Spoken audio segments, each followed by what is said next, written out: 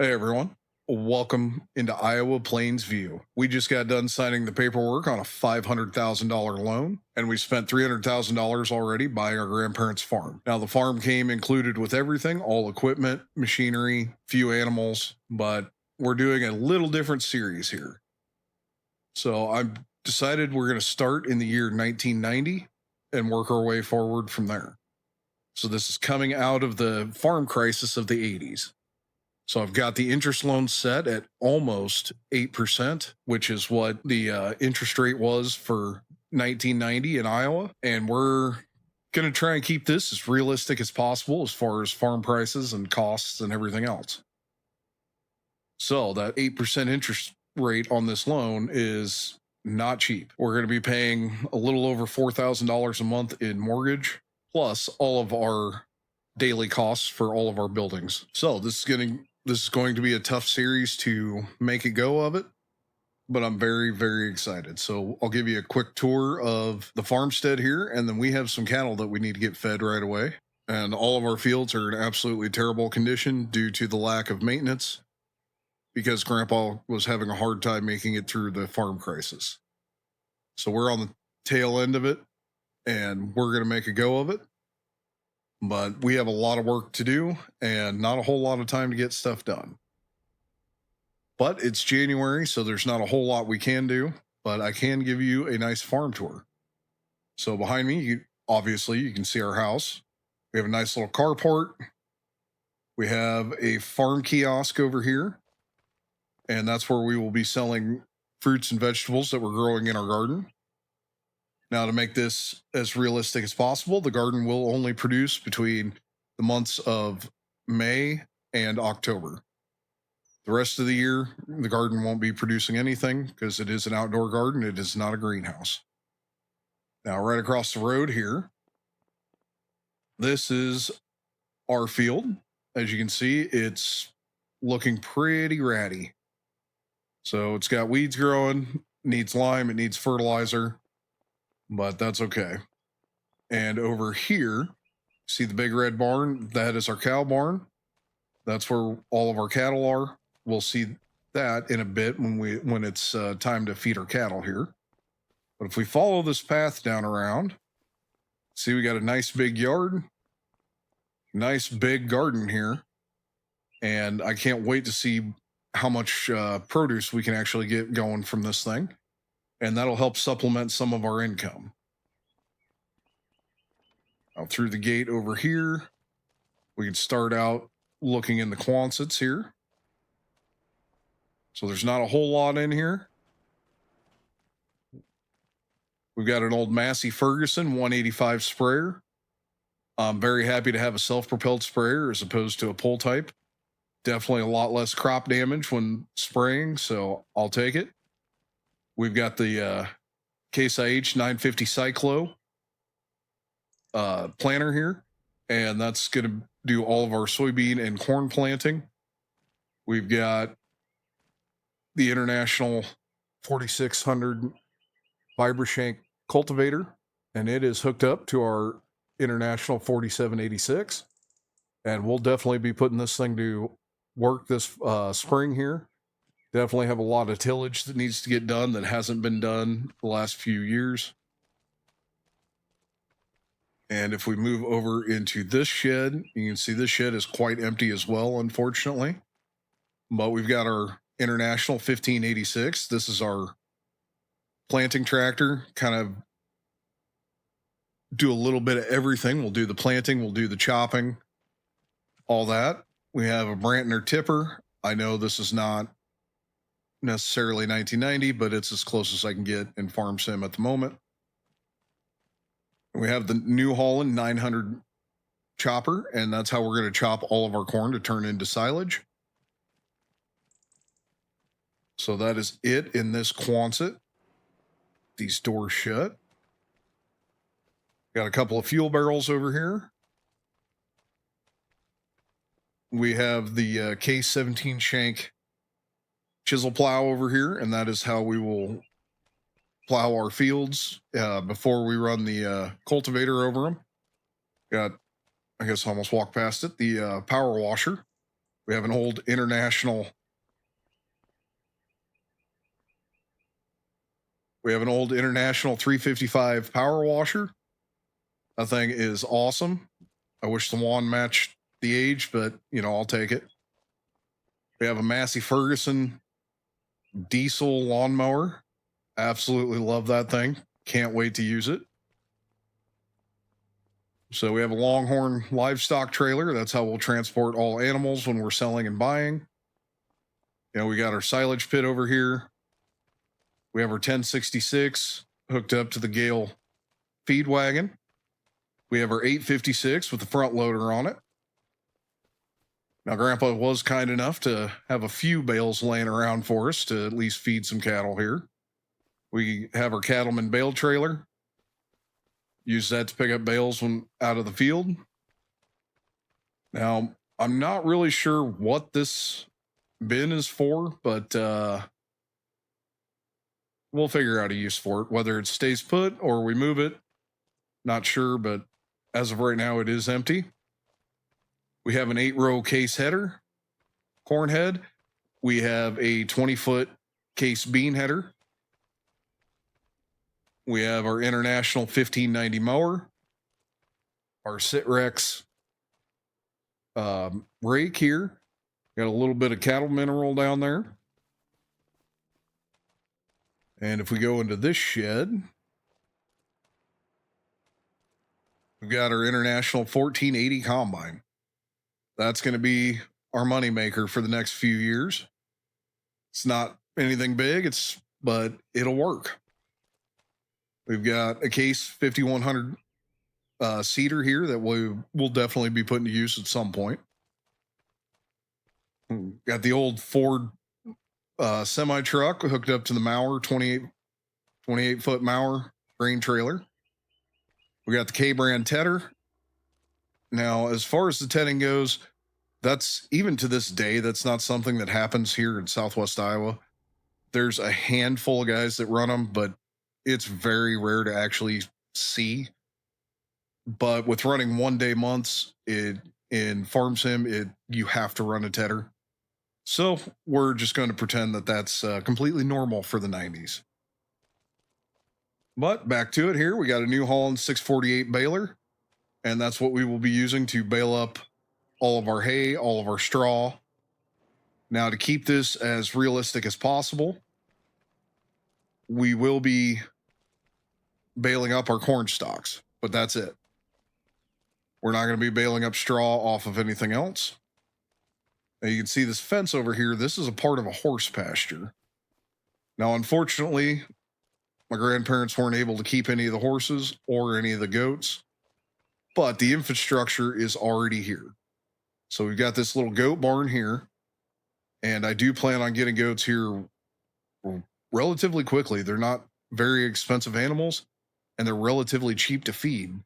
And I mean, honestly, who doesn't love goats, especially baby goats? So we're going to get goats as soon as possible on this farm. And back over here, this is our horse barn. Now, to be completely honest, I'm not the biggest fan of horses, but they are quite valuable in the game. So I do plan on getting some horses and seeing, take a shot, see how it goes. Got our Prowler gooseneck trailer here. We'll use that to run back and forth into town, get supplies. If we do end up making enough bales and we can sell bales, we'll use that to sell them. So over here is Grandma's chickens. She doesn't have a whole lot. I think there's like 5 or 6 in there, but she does have them. Now, we don't have any grain to feed them, so we do have to buy the chicken feed. We don't have any way to make it, grow it. So for now, we will be buying the chicken feed. So that's going to be an expense, but you got to make Grandma happy. So over here, we do have a hog barn, but it is empty. And yet again, we have no way to produce hog feed. So if we were to get pigs, we have to purchase all of the hog feed, which is going to be super expensive and cut the margin down to basically nothing. So if we end up doing hogs, it's more to, for fun, not actually for profit. Or also, since we do have the big slurry spreader here, we may get hogs just to produce slurry for us so we can put it out on our fields as fertilizer and save some of that fertilizing cost. Now over here, we've got 3 bins. We have 1 Sukup and 2 MFS bins. We have more than enough storage, and I'm very happy with this farm setup over here. So the field back behind, this was corn last year. This is our field. And just like the other one up on top of the hill, you can see it's got a lot of weeds and it needs a lot of work. So that's something we're going to work on here this spring, try and get as much field work done as we can, try and get things prepped as best we can. But we'll run over, get the feed wagon loaded up here, and then we can feed and then we can get our cattle fed. And you guys can see the cattle barn up there. So we'll get the old 1066 fired up, let it warm up. Should have done this when I was over here giving you guys the tour. But, it happens. So I'm going to drop the bucket off quick. Now, I've tried probably 30 different combos of commodity sheds, trying to figure out how we can do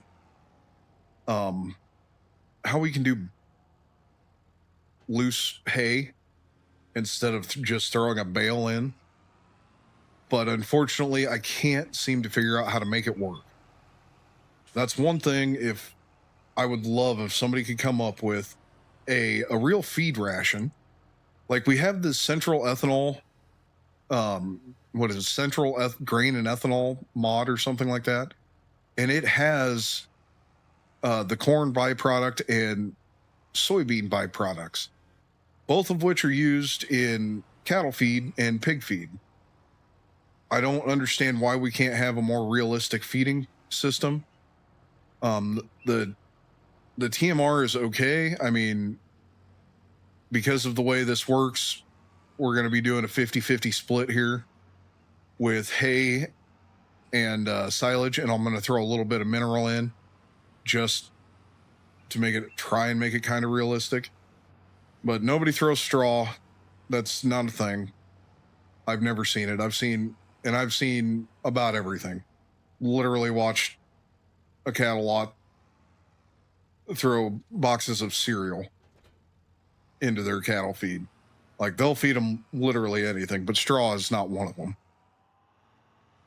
So that's my big complaint is the animals in this game. It'd be fantastic if we could get an actual feed ration. It'd make feeding them, taking care of them, a million times better. But like I said, we'll do the 50-50 mix, do a little bit of our cattle mineral, and call it good.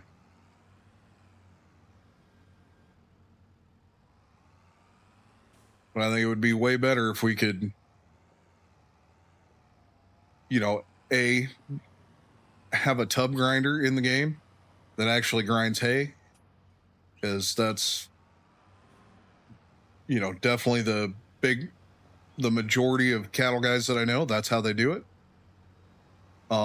Or actually have a feed ring, have a bale ring that we can put out in the pasture that the cattle can actually feed off of.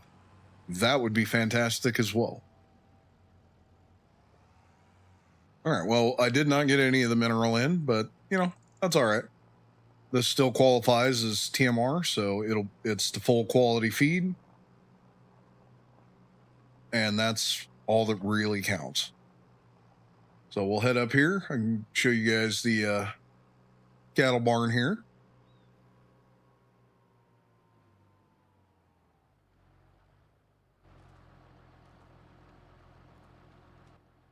The gate swung open.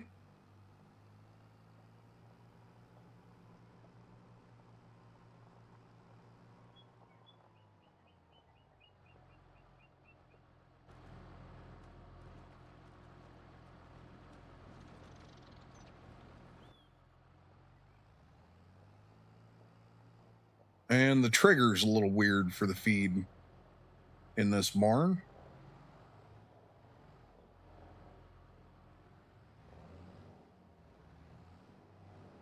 There it is. Now you got to hit just the right spot. It's not across the whole barn. But we'll get this unloaded. And then we can I guess while that's unloading here, we can take a look outside. See, we got some Holstein cattle out here. We've got 10 females and 1 bull. They all look very happy, very healthy. And I'm very excited for it. So it looks like they got plenty of straw for now. Not producing any milk. I do have the realistic livestock mod on, so they won't produce milk year round. You know, help make this a little bit more realistic here. But they're doing very, very well. We have our manure spreader up here. It's the K-Brand Knight. Looks like we do have a little manure, but not a whole lot. Now, we're going to jump up here into build mode. And you guys can see this whole field right here. This is all tenure. So Grandpa put that into tenure 8 years ago. So we've still got 2 years before we can till it up and plant it. But that is quite a bit of ground that we can cover in a couple of years.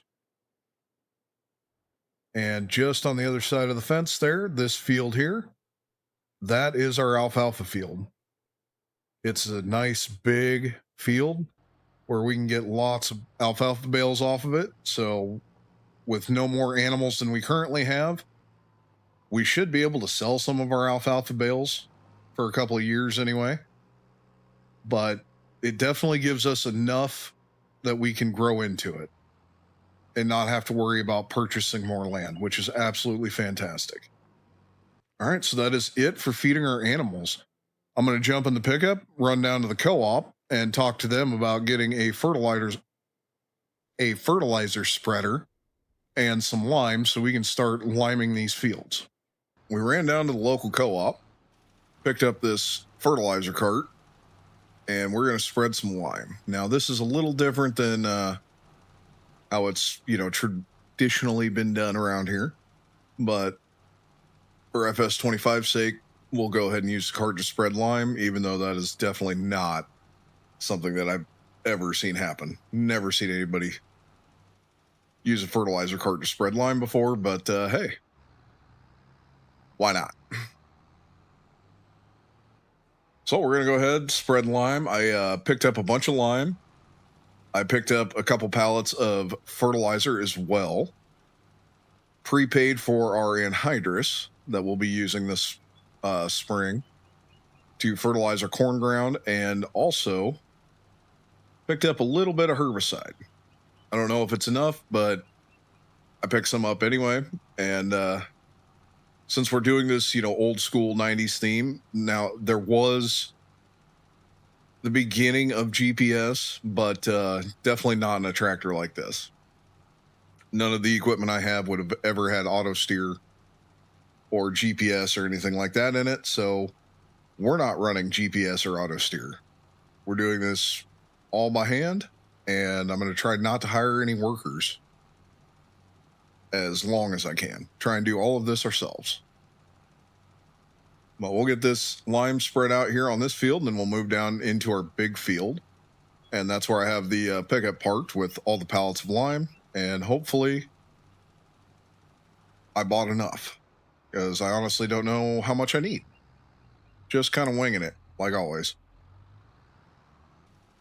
All right, we're finishing up this last little snippet here, and this is definitely a lesson learned. This should have easily been enough to cover this field, but due to me overlapping and not using steering assist, I wasted a bunch. So I'm going to have to try and be a lot more diligent and do a lot better job here in the big field to make sure that that's not an issue moving forward. Last thing we need to do is waste inputs and increase our input cost. That's how you lose money, and that's how you lose the farm. But I do have to say, this is one of my absolute all-time favorite maps. I'm super pumped to be doing a series on it, and can't wait to see where this goes and how this evolves as we go. So we'll pull up here, reload with lime. I've got like 32,000 liters of lime. Should be enough, but if I'm having issues with overlapping, it won't be, and that's going to be an issue. All right, we're full, we're topped off, so we'll go ahead and get this started and see how far this first wagon load gets us. So I'm filling up with our third fertilizer cart here of lime, and we got all the way around the field one time, got all the headland done, and then one pass down. So we went a little bit further than I honestly thought we would, so I'm happy about that. But definitely need to make sure, I'm being careful about, my overlap still. Because doing the headland, not really much overlap there, as long as I'm staying a little ways out. But we'll go ahead, get this next cart unloaded here. And yeah, for some reason, this cart likes to glitch out and not show product in it once in a while. Not sure why it does that, but it does for some reason. When I get this little snippet here that I missed, and then we'll head back out and the big part of the field and get it done. All right, we're almost done spreading lime in this field. I need to go back, reload. I'm going to go ahead and load up a pallet, maybe a little bit more, just to make sure that we can get this field done. And then we're going to switch over to fertilizer, and we're going to run solid fertilizer over our bean ground, and we will use anhydrous for our corn ground. All right, 4,000 liters is way more than what we need. We have a lot of lime left over. That's a good thing, but it's also showing that we need to lime our alfalfa field, but we can't do that until right after it's been harvested. So we won't be doing that today. We'll have to do that in the spring after our first cutting. So that's something we'll have to keep in mind and not forget. But yeah, things are going well. Very happy with how this lime has gone so far. I'm glad that, I didn't run out. Definitely bought more than enough, so that's a good thing. And yeah, like I said, we'll switch over to fertilizer here in a second and go from there. Oh, and something I don't think I've mentioned, I'm not running precision farming yet. That's something I will turn on later into the series. While precision farming was really starting to take off here in the 90s, a farm like this, there's no way that it would work out. None of our equipment's new enough, so we're not going to do any precision farming. No auto steer, nothing. We'll be using we'll be using row markers for the planter, and just since I don't think the foamer actually works on a sprayer in FS25, we're just going to have to kind of guess and eyeball that one, and do any cleanup, spot spraying that we have to do once the weeds are up. But hopefully we can figure it out. So I'm going to come over here. We're going to go ahead and unload this lime.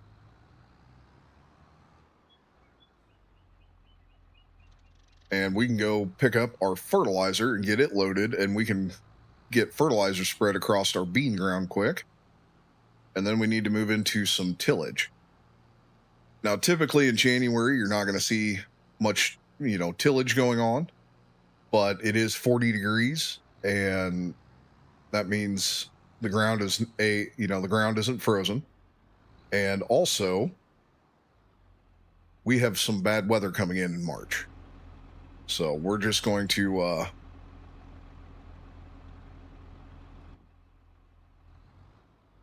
get all of our, or try and get as much tillage done this month as we can, seeing as how there is, some bad weather. This could be a rough planting season, the way the long-term forecast is looking. It's backed in here. And we'll load up with our solid fertilizer and get this spread across our bean ground. I got 3,000 liters of solid fertilizer. I'm really hoping that's going to be enough. Really hoping that's going to be enough, but we'll find out. All right. We are done spreading our fertilizer, so I'm going to take this fertilizer cart back to the co-op, get it returned, and I'm also going to talk about what I did off camera here. So as you can see, our funds have changed quite a bit. So I wanted to make this as realistic as possible for the year 1990. So I looked up prices for everything we've bought so far and figured out what the average cost was here in the state of Iowa for, ag lime, anhydrous, seed costs, solid fertilizer. For the solid fertilizer, that was a nightmare, and I don't honestly think I've gotten it quite right. The cost definitely seems a little low, but the herbicide, everything. So far, based off of the average prices for everything in 1990, we've spent a grand total of $62,508. So I reset up the money to the $200,000 that we originally had and pulled back that $62,508, and that's where we're sitting at now with $137,488. Now, our monthly mortgage actually works out pretty good. It comes out to really close to being about a $50,000 a year, which would be generally, I should say, generally close to how much, that this size of farm would cost in 1990. So we're going to leave that alone. That'll be a big expense throughout the year and something we need to, make sure we keep an eye on. Now, I wish we could do 2 separate loans. That would be fantastic. I could have my mortgage for the farm and then also, borrow money for input costs, but we can't. So we're going, this direction. Now, what we've spent so far does not include the anhydrous because I don't know how much we're going to use. And it does not include the seed because I haven't decided how much we're going to buy yet. So those are 2 huge input costs that we have left. And I also looked up the average yield for the state of Iowa in 1990. So what soybeans yielded and what corn yielded. And then what the average sale price was for both corn and soybeans. And so when we go to sell, I'll just go off of the average and we'll see how much, we get for a yield here in the game. And if I need to, I will adjust accordingly up or down, whether or not we're, getting close to the average yield. Now, I am running the realistic weather mod. So if we get dinged with a drought and a whole bunch of crop dies, or we get flooded out or whatever, that will also have to be taken into consideration. So there's a lot of factors to play in here yet, but I wasn't comfortable with the money that we had spent. I didn't feel like it was right. So went ahead, did some checking, and we got it adjusted. So this is going to be hard. I honestly think we may have overspent already, and we're going to take an L. I think we're going to take a loss on this year. But part of being a first-time farmer, first year, you're going to have those lessons that you got to learn. So we're going to get this fertilizer cart taken back, and then we need to run back home and start doing some tillage. Now, part of the reason I waited to do tillage until after we had some fertilizer down and the lime down was I want to get it tilled into the ground. It'll be more effective if it's tilled in as opposed to just sitting on the surface. So that is our plan moving forward here. But yeah, it's playing with the numbers is going to be fun. It's going to be very interesting. And, I've still got a lot that I need to look up, like, milk, for example. Whenever our cows start producing milk and we can sell milk, how much are we going to make off that? I doubt the base game price is going to be anywhere close. So that's something we'll have to adjust for, as well as, making money off of our garden and whatnot. I have no idea how I'm going to figure that up. I don't even know if I'll touch it. It may just, I don't know that we're going to produce enough there to really move the goalposts much, but you never know. So that's all stuff we need to keep in mind and consider as we move forward here. But I can definitely say, I'm just super excited to be back on Iowa Plains View. Absolutely gorgeous map. I love the new details in here. And I'm super excited to go on this journey through the 90s and maybe even into the 2000s. We'll see how long we can get this series to go. I know I'm not good about sticking with series for very long, but I feel like this is one that I can stick with. There's a lot of good things about this map that are going to keep me very interested in it for a very long time. So hopefully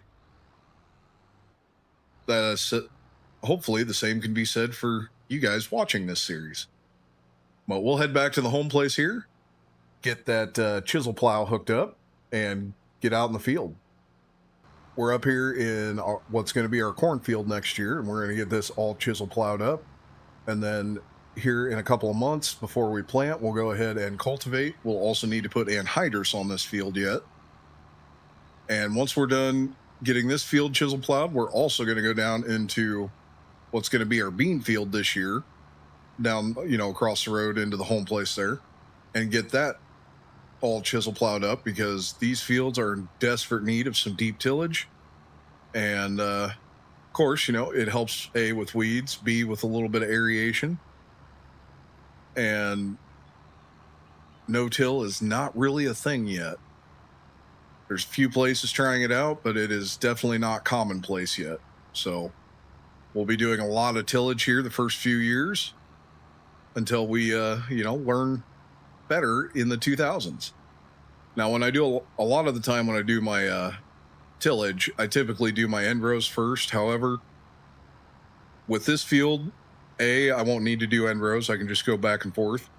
And B, with this form of tillage, you would do your end rows last, because you do not want to run over and compact what you just tilled up. So we won't be running any kind of end rows here. We're just going to go back and forth all the way across the field. Now, this is not a very big implement, so this is going to take, a hot minute, but thankfully we have plenty of time, as it is still only January. So even if we don't get this done today, we still have February, maybe, and definitely March and the beginning of April to get all of our tillage done. I just want to get as much done as we can, because like I said, the long-term forecast does not look fantastic for us. All right, we're finishing up our last pass here in this field. Now we're going to run back down, get a little bit of fuel in the tractor, and start on our big field here. Now, we're not going to get that done today. There's far too many acres to get covered, but that's okay. February looks like it's going to be a rather warm one, and so does March, April, and May. However, March, April, and May look like they're going to be wet, so planting could be this could be challenging. I don't know what's going to happen. If we get rained out too much, we may not get enough crop in. This could get very sketchy very quick. But we're going to head down, put fuel in. Now, thankfully, when I bought the farm, both fuel barrels were full, so that is helpful. However, You can see we're burning through a lot of fuel, and it's not going to last long. These fuel barrels are not gigantic. Well, as I'm trying to decide which direction to run here, I got to say the ground texture is just phenomenal. The colors, everything. This map is just absolutely perfect. Hands down, favorite map, no question about it. And I'm just so excited to be playing on it here. So we're gonna go ahead and get this, especially this flat bottom field here, or this, especially these kind of low river bottoms, type fields here. These absolutely need to get some deep tillage run on them. Should spike our yield quite a bit being able to do this. Now you do have to be careful running deep tillage like this, doing any kind of ripping or deep, chisel plowing when you're on side hills, because then, you have to worry about dirt loss and runoff. But down here on these flat bottoms, oh yeah, it absolutely, even to this day, there is a big difference when you can do deep tillage.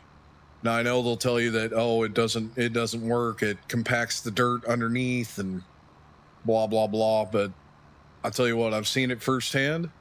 It absolutely makes a difference. So we will be doing quite a bit of deep tillage on this field. We're not going to do it every year because there's no need to do it every year.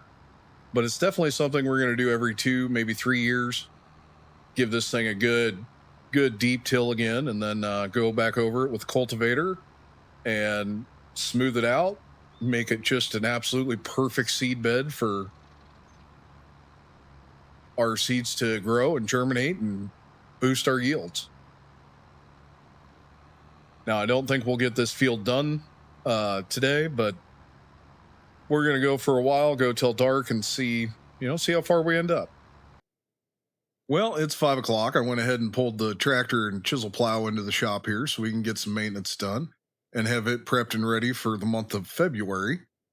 And we need to run a bale of straw up to our cattle, as it is going to be cold tonight. So we need to make sure that they have plenty of bedding laid down so that they stay nice and warm overnight. And we'll go ahead and finish up that field in February. But for now, we just need to drop this bale of straw off up in the barn. Make sure that our cattle are bedded down good, stay warm. So I'm going to go ahead and run this up here to the cattle barn, get this bale of straw dropped off, and that is going to be it for the month of January. So I'll see you guys in the next episode. We'll finish doing our chisel plowing, get the cultivating done, and hopefully get some planting done.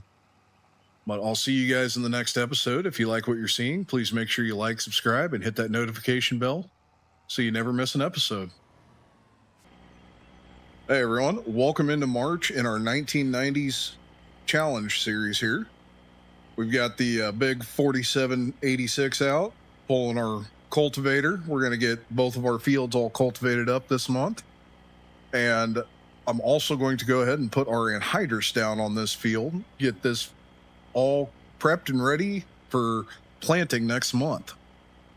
So I'm very happy to finally be here and get the 4786 out. This is by far my favorite tractor in the entire game. I absolutely love this beast.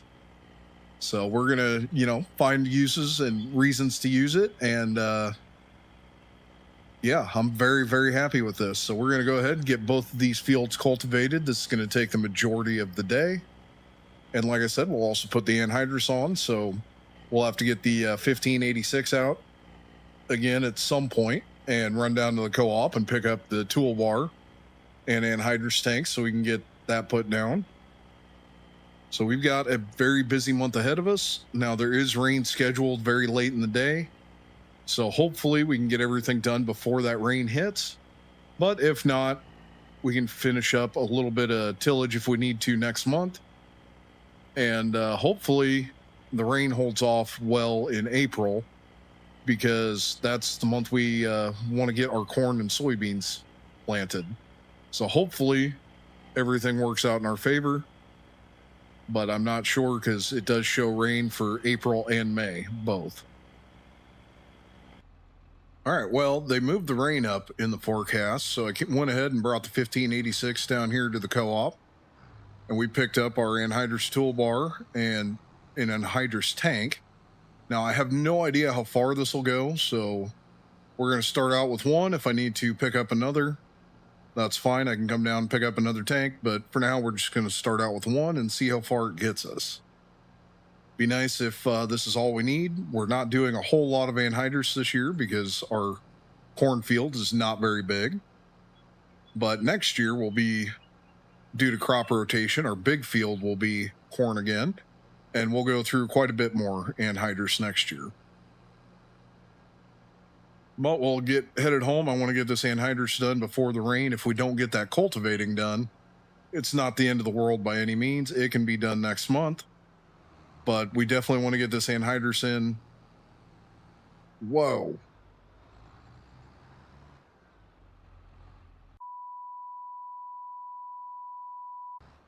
All right. Evidently, I need to be careful when I'm turning corners. These tanks are very tippy. But as I was saying, I want to get this. You need to get anhydrous down early. I do believe it's a minimum of 7 days. Otherwise, you will burn your corn. So I want to make sure I get the anhydrous put down here in the month of March. That way we don't have to worry about it. And I'll know that we're not going to burn the corn when we plant here next month. All right. We made it up here to the field. Go ahead and get that. We'll go ahead and get our tank opened up here. Get up here, turn that top valve. That supplies anhydrous through the line into the cooler. I don't know why there's a dual cooler system on here. Toolbar this size would typically be a one cooler system, but a little overkill. Well, we have that on, so we'll fire up the toolbar here, get it dropped down,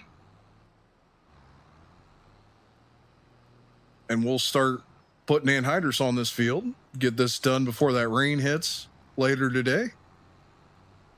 And I'm curious how much anhydrous will actually go through. I have no idea. So this is going to be a learning experience for all of us here.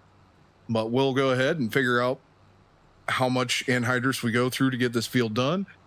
And then once I know how many liters we've gone through, I'll do the conversion into tons and figure out how much this costs overall to... and then I'll be able to figure up the cost and subtract that from our current money. But so far, it looks like it's not going down real fast. So that's definitely beneficial for us. But it definitely seems to be going down a little too slow as well. So yeah, I don't know. We'll have to see what it is in the end here. All right, we have finished putting the anhydrous down. And as you can see, I love putting anhydrous down. The tank leaves the tire tracks behind you, leaves those nice strips through the field. And God, it looks very, very close to the real thing. That looks absolutely fantastic. So I'm going to run this down to the shop quick. I'm going to power wash the toolbar and the tank off, get them looking shiny and new again. And then we're going to take this back down to the co-op, weigh it up, see how much anhydrous we used, and then we can go ahead and pay our bill. So we didn't use a whole lot, thankfully. But next year we will definitely be using, a significant amount more. So that's something we will have to keep in mind as we move forward here. Go ahead, get this thing power washed off.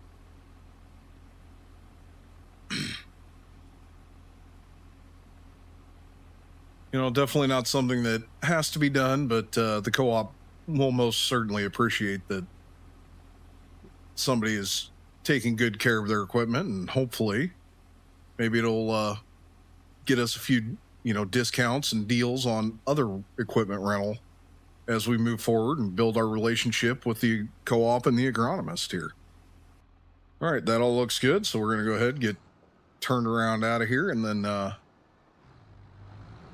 make the long, slow journey back down to the co-op. All right, we got the toolbar and anhydrous tank dropped off. Paid our bill. It was $614. So we're done with fertilizer for the year. Nope, I take that back. We still need to fertilize our alfalfa field. So we're not done with fertilizer for the year. But we'll head back and get our cultivator going again and get that big field cultivated. So we are ready to plant next month. All right, well, we're back here at the home place. We're going to go ahead and get this field all cultivated up. And before the end of the day, we do need to get our feed wagon out and get our cattle fed. So we'll get that taken care of, and that'll pretty much be it for the month of March. All right, we got this field completely cultivated. You can see the tractor and cultivator are absolutely filthy. What a disaster. So we'll run these back, get them cleaned up, and then we need to go ahead and get the feed wagon out, mix up a load of feed so we can go up and feed our cattle. All right. Cultivator isn't too bad. A tractor's an absolute disaster. My goodness, is that thing dirty. But that's okay. We'll get her all cleaned up. I absolutely... Whoops. Let's try that again. We'll get her all cleaned up. I absolutely love this tractor. I know I've said it before, but I'll say it again. Hands down, my favorite tractor in the entire game.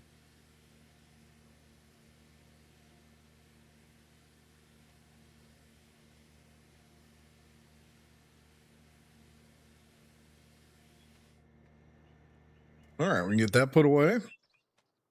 We'll go ahead and get this tractor and cultivator put back in the shed here.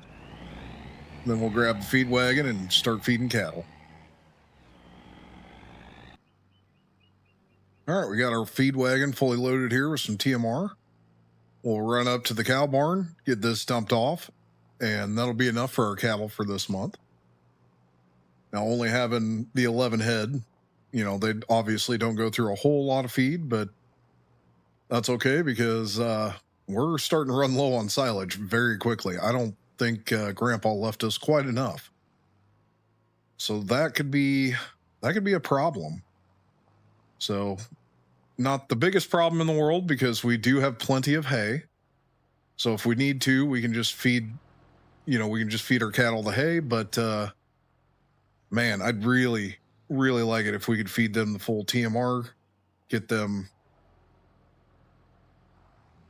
on the best feed, possible, as opposed to just, hey, they'll produce, but they won't produce as well as what I really need them to. So not sure what we're going to do. Don't know if there's a neighbor, maybe, we could buy some silage from if we have to, but I really don't want to do that. That's obviously, going to be an expense that I don't necessarily know that I can afford right now. All right, and that takes care of feeding our cattle for this month. So I will see you guys in April. I'm going to go ahead and get the tractor hooked up to the planter, get some maintenance done on it, make sure it's 100% ready to go. And I'll see you guys in April when it's time to get some planting done. All right, welcome into April, everyone. As you can see, I've got seed loaded up on the gooseneck, went down and picked it up first thing this morning. And we've got our planter hooked up, ready to get loaded. And the total seed cost was $16,000. So in 4 months, we've managed to burn through almost $100,000 already. Yeah, that's not good. So we're going to go ahead and get this planter loaded up, and we're going to jump up into our cornfield, get our corn planted right away. And then we'll go ahead and drop down and get our beans planted. So hopefully the rain holds off here. You can see up there in the corner, we definitely have some rain coming. So I'm not sure, when exactly that'll be here, but it shouldn't be long before it is here. So we'll get this planter folded up here. That way we can get out of the yard here and then get to planting. And I'm hoping we can plant really, really fast.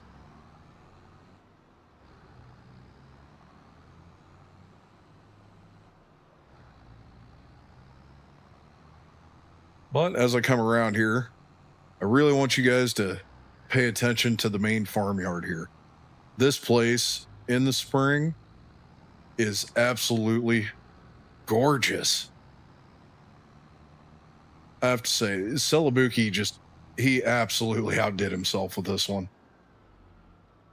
The colors on all the trees, everything is just so deep and rich, and my goodness, this place is just absolutely stunning. Well, we'll go ahead and get this corn planting going here, and hopefully this goes quickly. We do have a nice big planter, honestly, for no more ground than we actually have to cover here. But with that rain coming, you never know.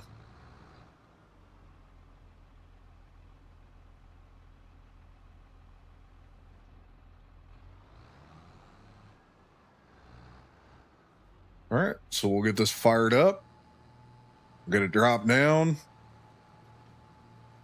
and we'll get to planting. And yes, I'm going to use the arms for our guidance here.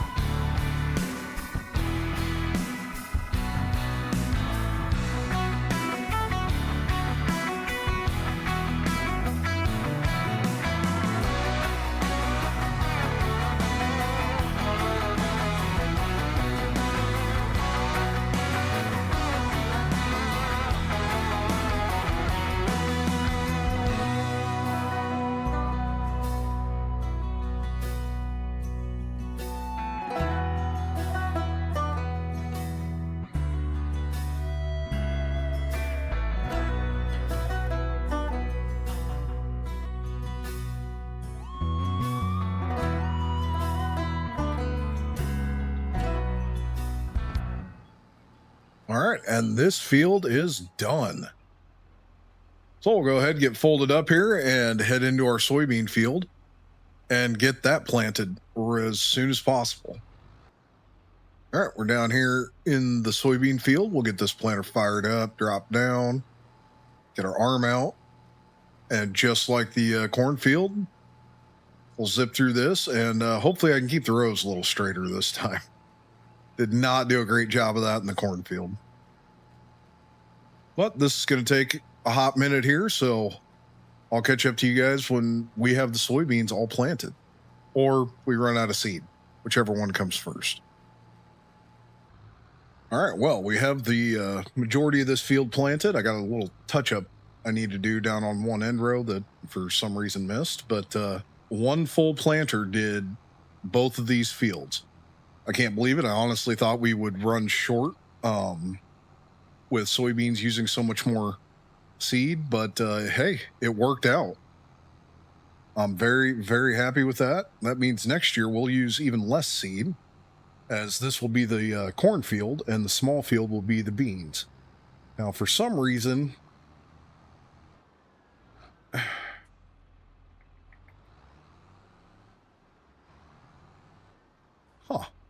interesting.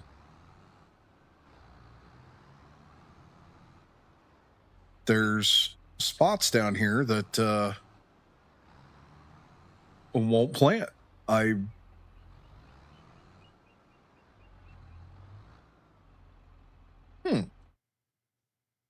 Yeah, I just got these 3 little spots on here. Yeah, I don't know. I guess they won't be planted. They've been tilled, they've been they've been plowed, cultivated, and for whatever reason they won't plant. All right. Well, thankfully those are the only 3 spots that I have to worry about. They're not very big, won't add up to that much yield loss, but interesting to say the least. So we're going to head back, get this planter all cleaned up, get this tractor all cleaned up, and get ready to spray our herbicide as our pre-emergence. All right, we got the old Massey pulled out of the shed here. We're going to head up to our cornfield, get started up there. We've got 4,000 liters of herbicide on already, and another 2,000 in the shed. I'm really hoping this will be enough, but if not a whole lot we can do about it because weeds will absolutely destroy our yield. So we have to spray no matter what. So I'll get pulled in here, get this thing folded out.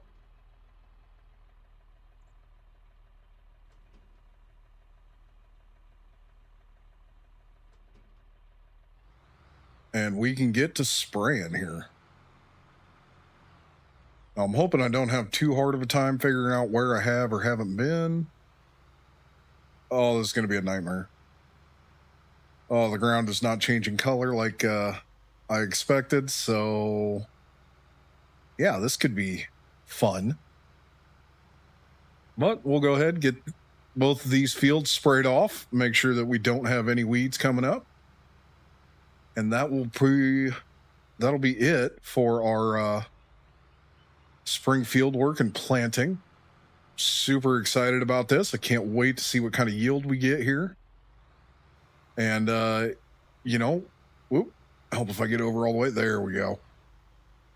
And yeah, we definitely need a big time yield here because man, we've spent $100,000 already this spring. So yeah, we need a huge crop out of both of these. All right, well, that is going to be it for the month of April. So I'll see you guys in May when we're ready to cut our alfalfa and get our first round of hay going. And just for one more look, this place is absolutely beautiful. The setup with the cherry trees, the color of the house, everything is absolutely perfect. So the only thing I added in here is the garden. That does not come standard with this map, but it fits so well. Otherwise, everything inside this fenced area is 100% done by Celebuki. Oh, and I guess I added the farmer's kiosk. But yeah, otherwise, this is his design and it is absolutely amazing. Now, the rest of the yard I did myself. I think it turned out pretty good. I'm pretty happy with it. And we'll see how much it changes throughout this series. But until then, I'll see you guys in May when we're ready to start cutting some hay. Okay, well, it is May and we have our 1066 hooked up to our mower here. So we're going to go ahead, head over to our alfalfa field, get that thing cut. We'll get it tedded, we'll get it raked, get it baled, and then we need to spread some lime on it and also some fertilizer. I'll be interested to see what the difference is in yield between the first cutting and the second cutting with putting lime down and fertilizer. But it should be interesting. We'll go ahead, get pulled into the field here. We'll get this mower fired up, drop her down, and we'll get to cutting. Looks like I'll probably have to do a little back cut here. Well, maybe just where I started, but otherwise we should just be able to go round and round in a circle until we reach the middle. As long as I'm not catching on the fence here. So yeah, we'll have a little back cut on this. I do believe the rest of the field I can fit all the way around the outside, no problem. The goal here is to only mow the alfalfa and not get any of the grass on the outside in here. But if I do, shouldn't be too much. The problem is when you're baling, it can switch what type of forage it is. You can see right now, for some reason, even though I'm barely clipping any grass, for some reason it's qualifying it only as grass, which gets super annoying.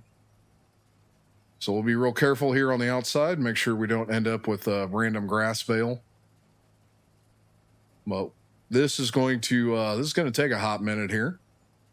So we'll get this alfalfa all knocked down, and then we can get the tedder out. All right, we got all of the alfalfa knocked down, a little bit of grass mixed in here on the end row, but should be fine. So we're going to go ahead and get this all tedded and turned into hay. And we will keep some of this hay for, our cattle.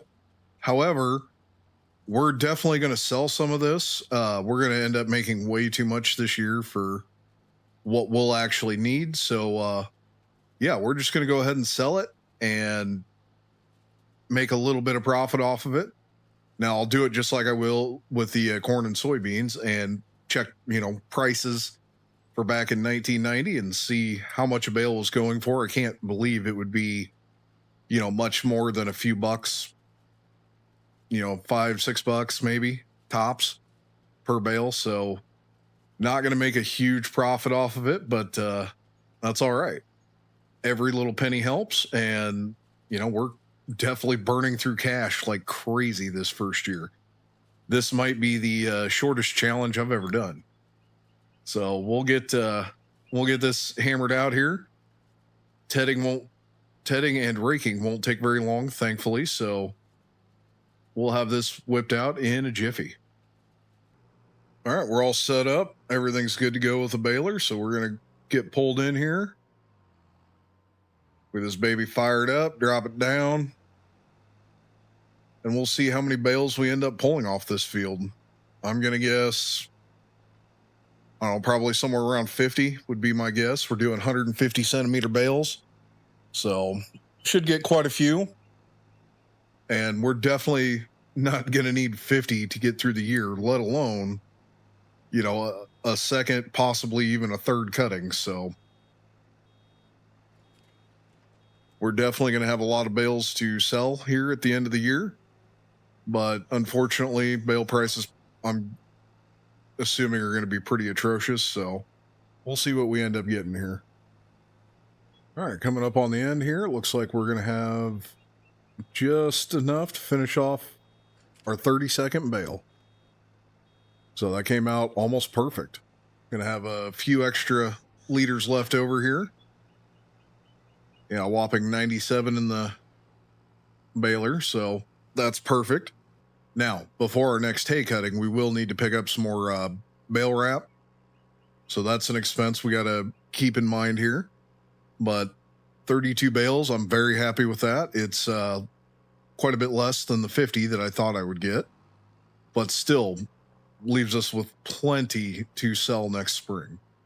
So I'm going to pull this over to the shop. We're going to get this all cleaned off, maintenance stuff put away, and then we can grab the loader tractor and the bale trailer and go get all those bales picked up. It's going to take a few trips. I think we can do 10 or 12 bales per trailer. So it's going to take us a little bit, but no big deal. We've got all the time in the world.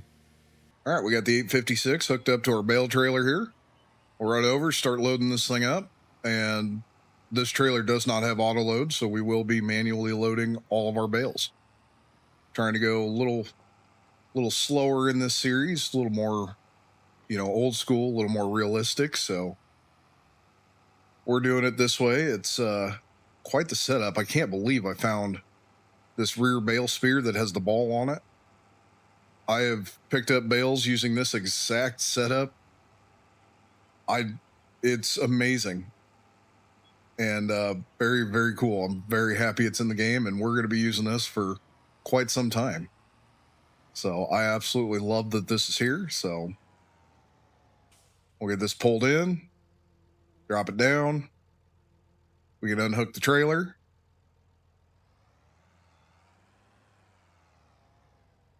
And now we're good to pick up bales. So we can pick up multiple bales, and so there's multiple ways to do this. We can either use both the front and rear spike and bring all the bales up towards where the trailer is, or put them all in, groups of 10 or 12 and do it that way, or I can just pick them up one at a time. Might do a little bit of both here. We're going to start out just picking up one at a time, being this close to the trailer, get this area kind of cleaned up a little bit, give us a little room, and then we can worry about picking up multiple bales and staging them and stuff like that. So one life lesson to learn with these is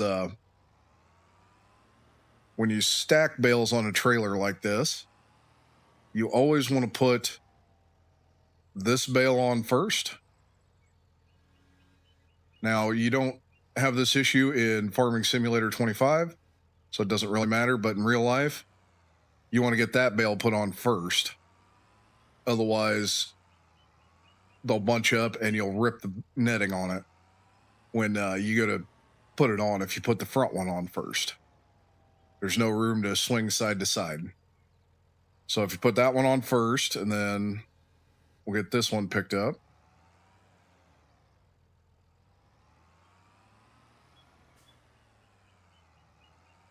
Get this swung over here.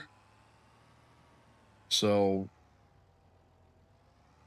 this gives you the chance to swing in from the right and press up against the other bale, and you don't have to worry about ripping the netting and ripping the bale apart when you're trying to load and unload.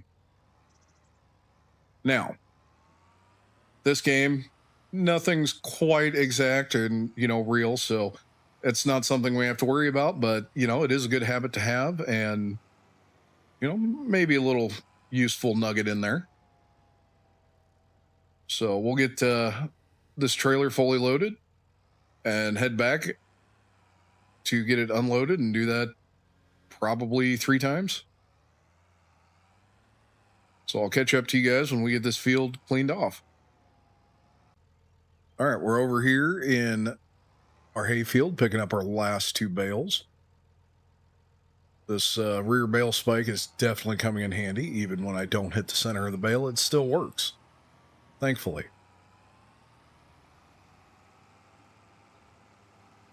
So we'll get these drug back to the home place here, and then we need to run down to the co-op and pick up that fertilizer cart so we can spread fertilizer and lime in this field. And I also want to talk to the agronomist about our December contract and see what price is looking like and see if we can't get locked into a good price for December.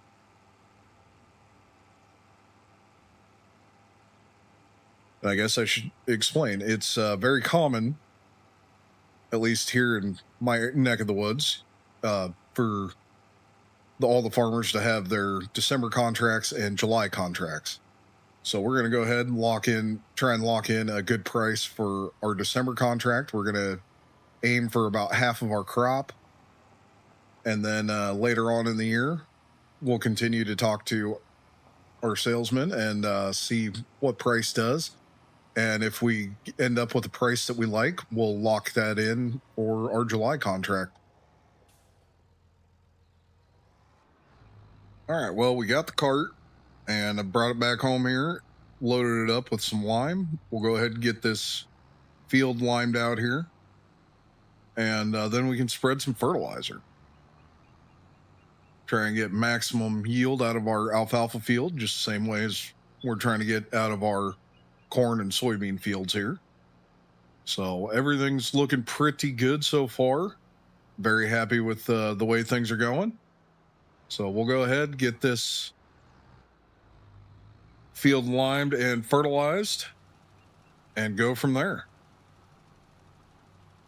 And hopefully this makes, a pretty big difference in our yield and how much we can, how many bales we can make, because the more bales we can make, the more bales we can get sold off. All right, we're finishing up our last pass with the fertilizer here. We got the lime all down, fertilizer's down, and I think I missed a spot. Yep, sure did. And now we're officially done with lime and fertilizer in our alfalfa field, so we should get quite a bit better yield coming up here in August when we're ready to make our second cut. So I'm pretty happy about that. Now we're done with all fertilizing and lime of all the fields that we own. And yeah, I'm pretty excited with where we're at. And I went ahead and locked in our crop prices for this year. We're going to get $2.28 a bushel for corn, and we'll end up with $6 a bushel for our soybeans. It's not bad. Definitely can't complain. And that's hopefully, going to be a decent payday. It's definitely not going to cover all of our inputs for this year, unfortunately, but it's kind of the way things were back then. So hopefully when our cows start producing milk, we can get that sold and make a little profit there. And I guess I don't think I've showed you guys yet, but our garden is going. And we should have some vegetables growing coming up here to start selling. So that'll make us some money. And we've already been selling the eggs from our chickens in our farmers market. Everybody loves farm fresh eggs, so that's turning a little bit of a profit. So once we get into the summer a little farther here, we'll definitely start, I don't know how much this garden will make us, but maybe it'll be enough to cover our mortgage. I doubt it, but you never know. But that's pretty much it for the month of May. So I'm going to get some equipment cleaned up, put away, get this fertilizer cart returned, and then we can enjoy the rest of the day here. It is a beautiful May day, high of 61, so can't complain about that. All right, welcome into July, everyone. We have our first baby calf born. Very excited about that. So we're going to run up, get these cattle fed here, and we'll take a look, see if we can find that little baby cow out there. Or that little baby calf, I should say. But we also have an issue. It's July, and I'm out of silage. As you can see, the feed wagon is not completely full. The cows are not out of food, but boy, it's not looking good. So while that unloads, we'll jump the fence here and see. Oh, there it is. Hard to see in this tall grass, but we do have a brand new baby. It's a female, so I'm very, very happy about that. And it was born on July 1st. So that's awesome. Cute little baby calf. And we have quite a few more expected over the next couple of months. So that's where our major issue comes in. Of all the time, now is the most important time to be feeding these cows the TMR. Make sure that they're absolutely producing the most amount of milk possible so that A, their calves are happy and healthy and we don't have any issues, and B, so we can have excess milk to sell.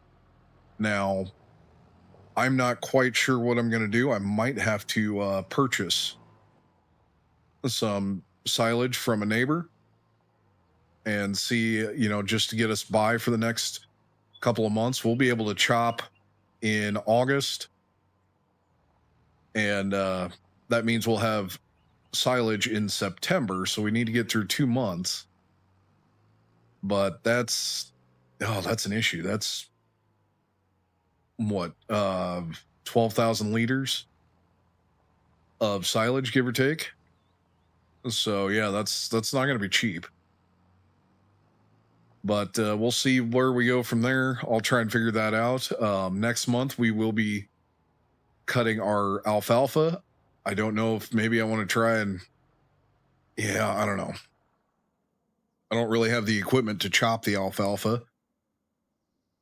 And I get that you can just collect it and do it that way, but that's not correct. It needs to be chopped if we're going to turn that into silage. So I don't want to do that. Now, on the bright side, our garden is definitely keeping us afloat. You can see we're down to $88,000. Well, that's after 2 months of mortgage. We should be down below $80,000. So our garden is basically covering our mortgage. So that's working out great. That's going to keep us afloat throughout the summer. Unfortunately, we won't continue to have that income in the winter, but it is helping. Selling eggs is helping. And yeah, we'll see after harvest here. I know I wanted to get goats right away, and I've put it off. And honestly, I'm kind of glad I did due to the cost of our inputs.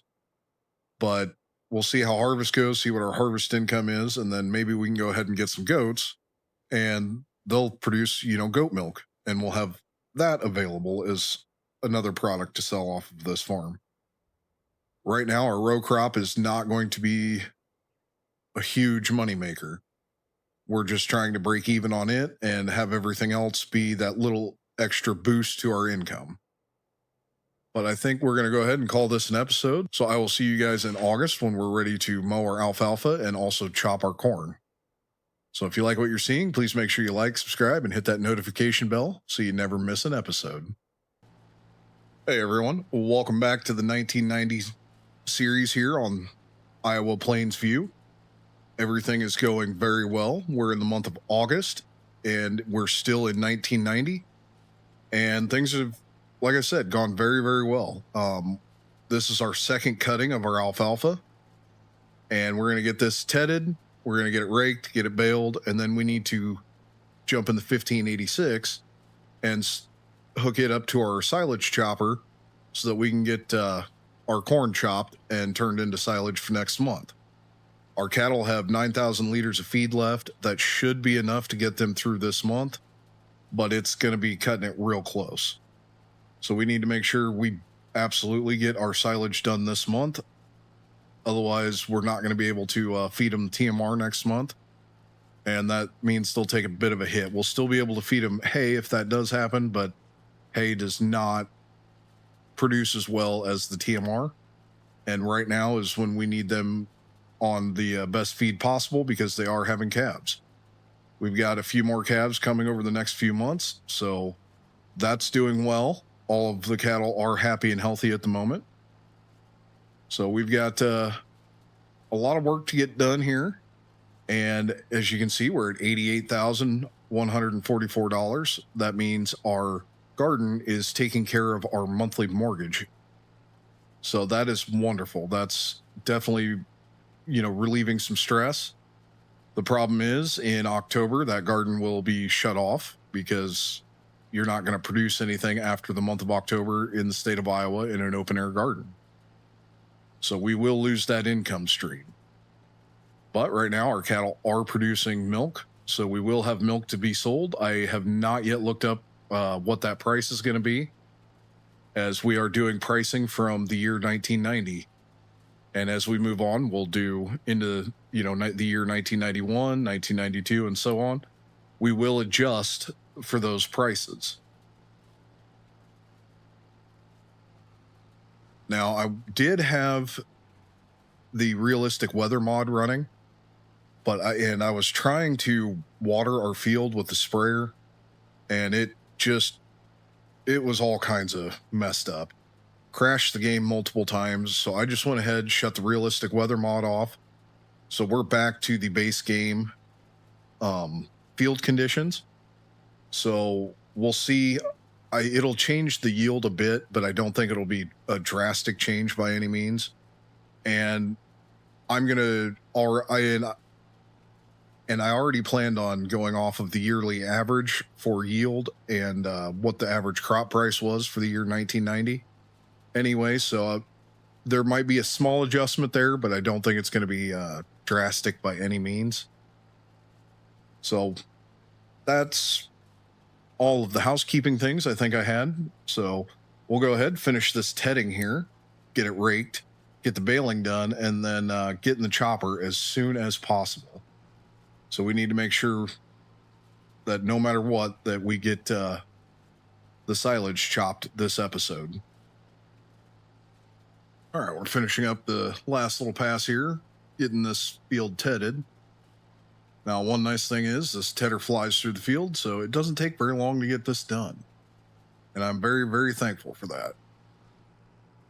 So we'll get this folded up, head home, grab the rake, and get this in nice, pretty rows so that it's easy to bale. Well, I almost forgot we had to get bale wrap. So ran into town, picked up a pallet of that. That cost $1,200. So we're down to $86,914. But we needed it, so we got the baler loaded. We're heading down, gonna get our bales all picked up. I'm very curious to see how much of a difference that made, putting fertilizer and lime down here. Well, we'll get this fired up, drop it down, and we'll get this field knocked out in absolutely no time. All right, we're coming up on the end here. Looks like we'll have, one more. So we ended up with 46 bales. Last time it was 32. So putting lime and fertilizer down made a ridiculous difference. And to be quite honest, I'm not going to do that again. There's far too many bales. I don't like how many bales we got off this. So we're not going to put down any lime or fertilizer on that field for quite some time. As we grow and our cattle herd, grows, maybe we can worry about putting fertilizer back down again. But for now, I'm not going to. I'm just going to leave it be. So we're going to go ahead and get this baler put away and get the 1586 out, and we're going to go ahead and start chopping right away. I want to get that chopping done, then we can worry about picking the bales up. Because the silage does need like a full 24 hours to ferment. So that means, we're probably looking at the afternoon tomorrow before I'll be able to feed cattle. And that's definitely going to be pushing it. I probably should have done my chopping first. But, you live and you learn. All right, we got the 1586 hooked up to the chopper. Took the duals off so we can get close to the corn without destroying it. So we'll get this thing fired up. We'll get it dropped down. And I think we're going to go ahead and do 2 carts worth of silage here. That should be enough to get us through the year. So we'll get this corn chopped as fast as we can and see how much we actually end up using here, or see how many acres we end up going over.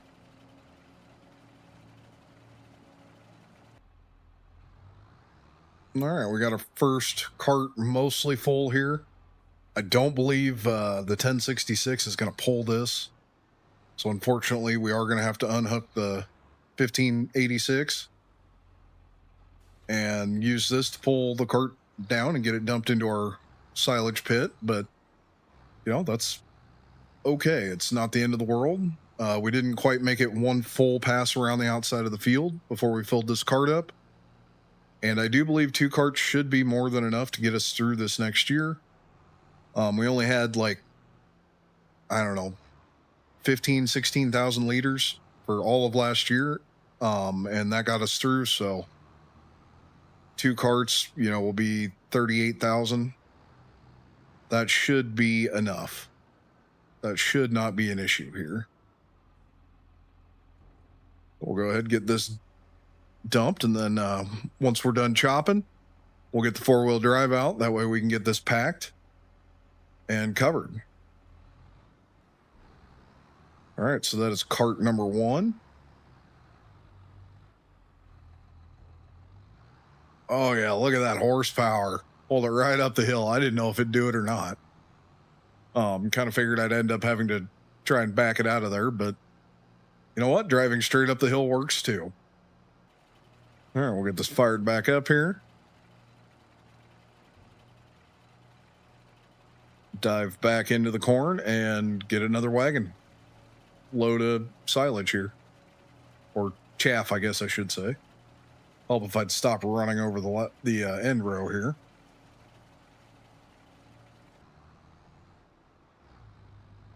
All right, our chopping is done. Doesn't take very long when you only need 2 carts. So we'll get this pulled back down into the yard here. Get the wagon unhooked. We can get the chopper put away, and then we'll get this wagon dumped and then get it packed. Shouldn't take very much time to pack it. That should be easy, so...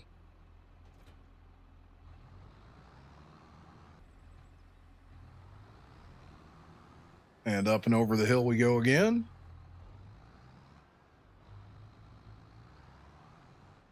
Ooh, that one didn't seem to pull up and over quite as well that time. Might not be able to do that too many times. Farther into the pit we go, the less room we'll have. But we'll get this thing backed into the shed here, grab the 4-wheel drive, and start packing. Honestly, these running gears, once you get the knack of them, they're really not that hard to back up in real life. Unfortunately, in the game, it's just kind of hard to... Let's see. Maybe I can do it this way. Stare out the back window here.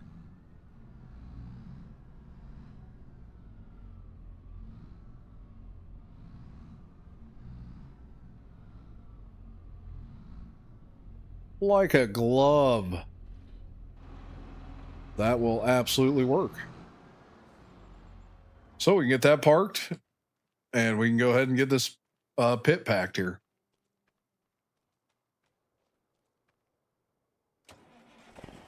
All right, let's try this big tractor again, and hopefully we don't spill quite so much chaff outside of the bunker here.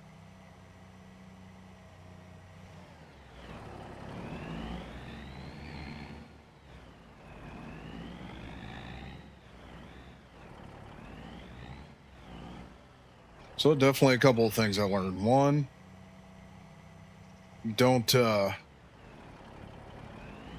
right at the end of the bunker. And 2, I should probably look into getting a blade. Help push this and level it out a little bit better. Because this is definitely not great. All right, we are 100% compacted. And to make sure I don't dump out the front side of the silo or the bunker there, just ramp the hill. Oh, and the fence. Well, that's the world's strongest fence. All right, let's get this thing put away, get that pit covered, and then we need to get into picking bales up, because we've got a ridiculous amount of bales that need to get picked up here. But on the bright side, packing the pit goes a lot faster and a lot smoother when you don't have a whole lot to do. All right. Our bunker is covered. So that will ferment over the next 24 hours. So now I'm going to go ahead, get the bale spear on the front of this loader tractor, and go start picking up bales. All right, we got all of our bales picked up and put away. So that is going to be it for the month of August. So the month of September, we'll just be feeding cattle. And October, we will be harvesting our first crop. Very excited for that. So I will see you guys in October when we're ready to harvest our corn and soybeans. Well, it's September, and I've decided since milk is a perishable product, we're going to sell it every single month. So I've got 1,230 liters, which comes out to 324 and a half gallons. And we're going to go ahead and sell this at the creamery because that's the only place on the map that we can sell it. And we'll see what the price difference is between what the base game gives us here and what the price would have been in 1990. And we will adjust to the price that we would have gotten in 1990. But we're going to go ahead and sell milk every month while we're producing it. And once the cows are done producing milk, we'll stop selling our milk. Now we're at 85,295. So that's a pretty good, steady, consistent, not spending too much, not, making too much. The garden seems to be keeping us right about par. We're losing a little bit every month, but not too much, which I'm happy with. That's working out really, really well. All right, we got our milk sold. We got $904. It's definitely not enough for me to care about adjusting, so we're going to leave it at that. So we're at 86,199. And I'm very happy. That's good that we don't have to adjust that price. But that does mean we might have to adjust later on because obviously a gallon of milk is nowhere near as valuable in 1990 as it is, obviously in the year 2025. So moving forward, we're going to have to really pay attention. I am set on hard economy. So that price-wise, that seems to get us relatively close. I'll be curious to see if our grain crops are the same way or if they're way off.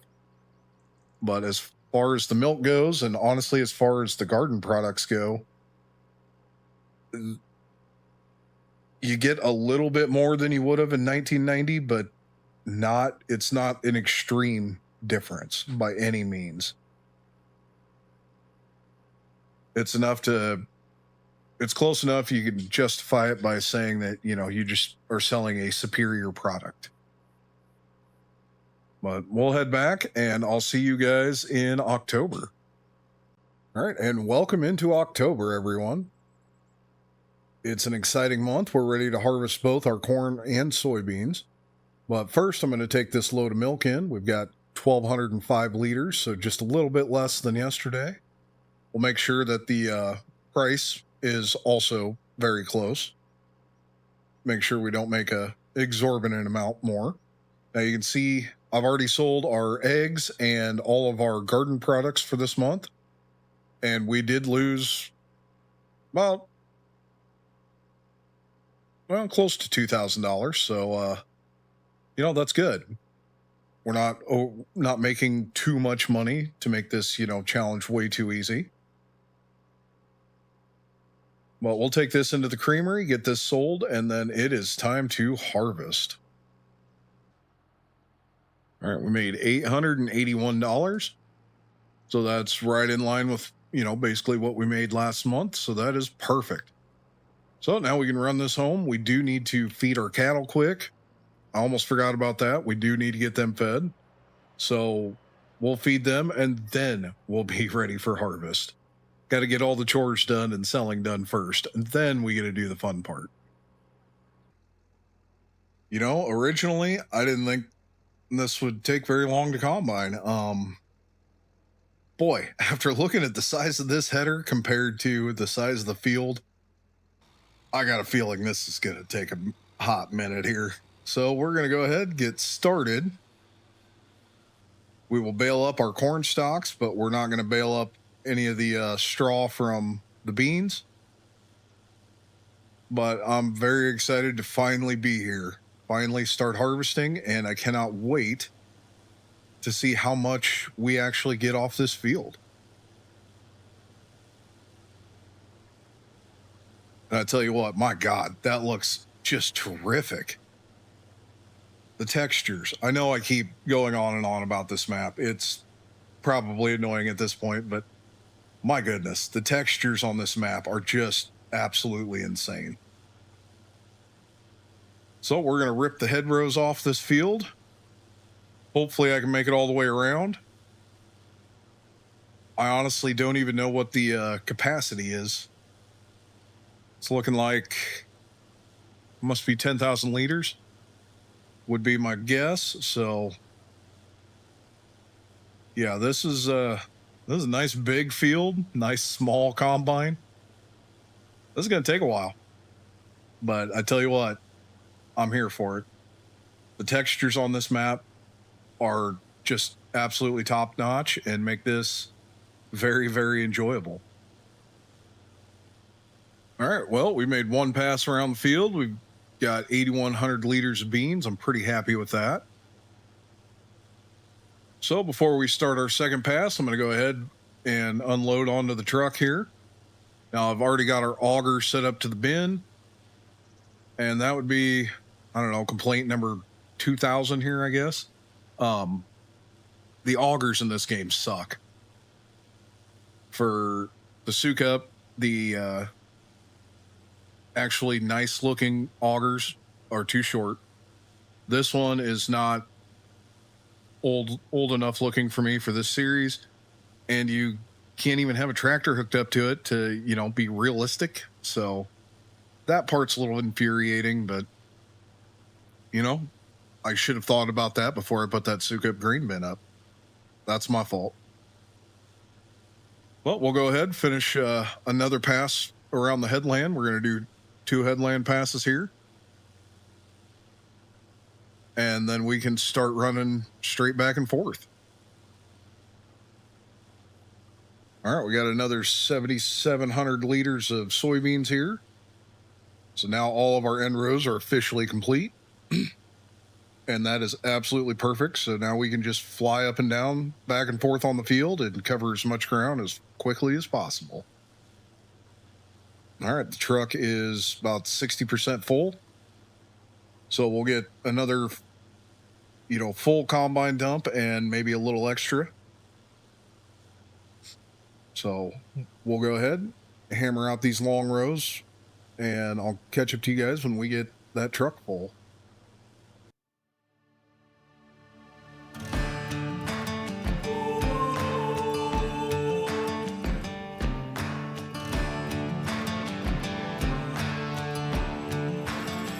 Tell me, baby, what's a man? Oh, what's a man? Tell me, baby, what's a man? What's a man got to do?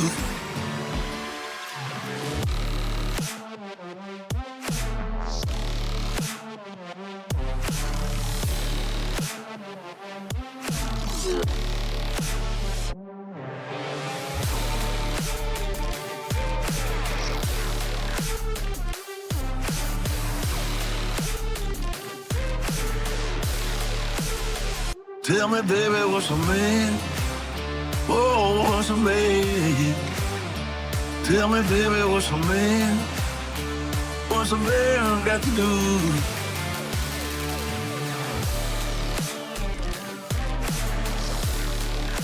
What's he got to do now?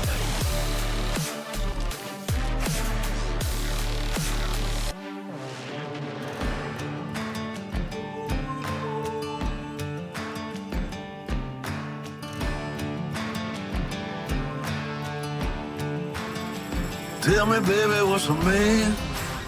Oh, what's a man? Tell me, baby, what's a man? What's a man got to do?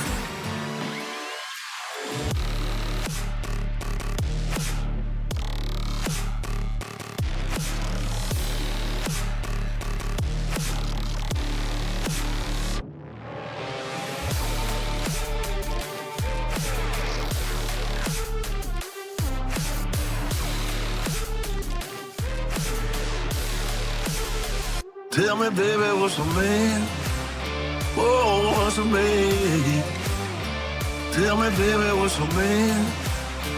What's a man got to do?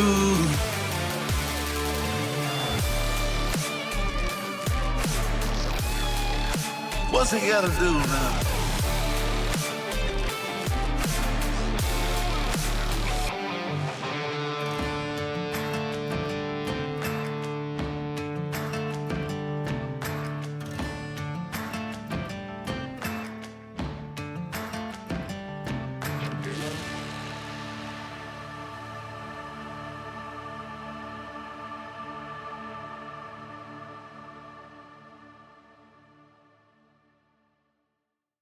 All right, this will be enough to top off our semi. We'll get that dumped into the bin and get back to it here. Now, I haven't gotten a full combine load yet because honestly, I wouldn't make it all the way down and back again, so there's no point in doing it. You probably noticed I got a little indecisive on the last combine load, but you know, it happens. So while the combine unloads there, we'll get in here, get this truck fired up.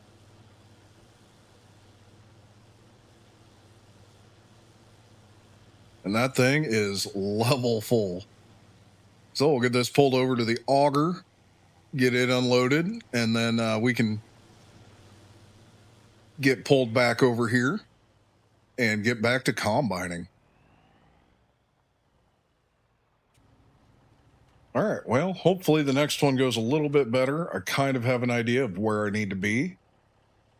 So we'll go ahead and get pulled around here, get underneath the combine, get it emptied, and we can get back to running these nice long rows. We're about out of them, and then we'll be down to a little bit shorter rows. But for a combine this size, they're still pretty good size rows, to be completely honest. So we'll shut that truck off. We can jump back in the combine, get this thing emptied, and get right back to it.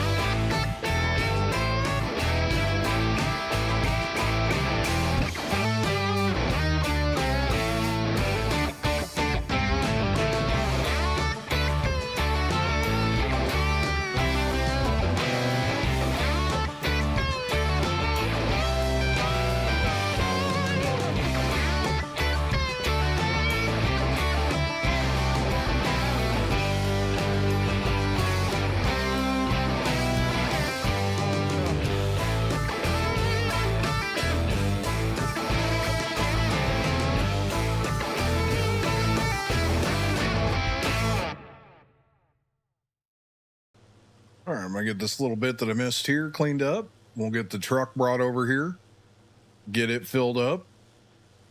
I don't know. I can't remember how many dumps we put on the truck, to be honest. Uh, we'll either get it completely full or get it close anyway. And this is going really well. I absolutely love this map. So we'll get this swung out here. I'm gonna run over, pick up the we'll run over, pick up the old 64 Ford and get it drug over here. All right, I'm gonna get this truck turned around here. There is a field entrance that leads right out onto the road here, but I don't know if this truck is gonna have the horsepower to pull up that hill, so we're just gonna drive through the field over to the bin site, make things easy, keep it flat, level.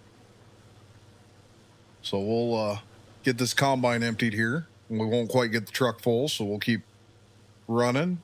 We're down to just these short rows, which honestly aren't that short, but they're shorter than what we were running. And keep hammering out on these beans here. All right, well, we have the truck full, combine is full, and we still have more beans to combine yet. So this is going to be pretty good yield. I'm very happy with it. So we're going to get pulled over by our bin site here, get this truck unloaded, and then head back and finish our beans. We should be done relatively quickly here. It ought to be close. All right, we'll get these soybeans dumped off and head back out to the field. All right, we'll get pulled under combine here. Shut the truck off, and my God, that is such a beautiful truck. Color's absolutely perfect. Just, oh, very happy. Very, very happy. Well, we'll go ahead and knock out the rest of these beans. They should fit on the truck, so this should be able to get this all finished and be able to move on to corn here this afternoon. All right, and with this little dab right there, we are officially done with harvest. I take that back. We're officially done with our soybean harvest. Let's get that right. So we're going to go ahead, unload onto the truck, get the truck emptied out, get the combine back to the home place here, get the combine switched over and ready to harvest our corn. And we can jump into corn this afternoon and hopefully have that completely done. I don't know, maybe by 2 o'clock. And we'll be completely done with harvest. Very excited. We don't have a whole lot of corn to combine this year, but that's okay. Our big cash crop this year is obviously the soybeans, so we'll get everything switched over. We also need to get the auger switched over to the other bins, so we got plenty to get done before we can start harvesting our corn. All right, well, it's almost 1 o'clock in the afternoon. We got the combine all switched over, ready to rock and roll on corn. So we're going to go ahead, get up here, and get rolling in our cornfield. So the grand total for our beans was 2,140.65 bushels. So I'll take that. I'm very, very happy with that. That's going to be a nice little payday. And we're going to go ahead, jump into the corn. I have no idea what our yield is going to be, but it should be pretty good, I would think. So, and we are like I said earlier, we are going to drop the swath. So we will have some baling that we got to do. Pick up this, get our corn stalks baled here, and make sure we have plenty of bedding for our cattle this winter. Well, I made it about 1.5 times around the field, and the combine is full. So our yield is very, very good. I'm very, very happy with it. And running first person view in that combine is actually a lot of fun. The corn feeds in really well. The animation is honestly pretty spot on. And you can actually see the corn cobs landing in the head and going up the auger. I think that part's really cool. So we're gonna get this unloaded, and I'm gonna get back to combining some corn. All right, and our combine is full for the second time already. We're gonna get quite a bit of bushels off this field. Now, I don't know if I'm surprised because I just moved on from beans or if my corn's actually doing that good, but so far I'm pretty darn happy with how this is going. And the first person view is absolutely phenomenal. All right, we're here in the cab. We're going to run first person view. And if you look down at the header, you can see the corn feeding through. You can see the ears dropping on the head. This is really, really cool. I absolutely love this view. What an improvement from where the game was at the very beginning. This is absolutely spectacular, and I can't wait to run more corn. Next year is going to be a lot of fun with our big field being the cornfield.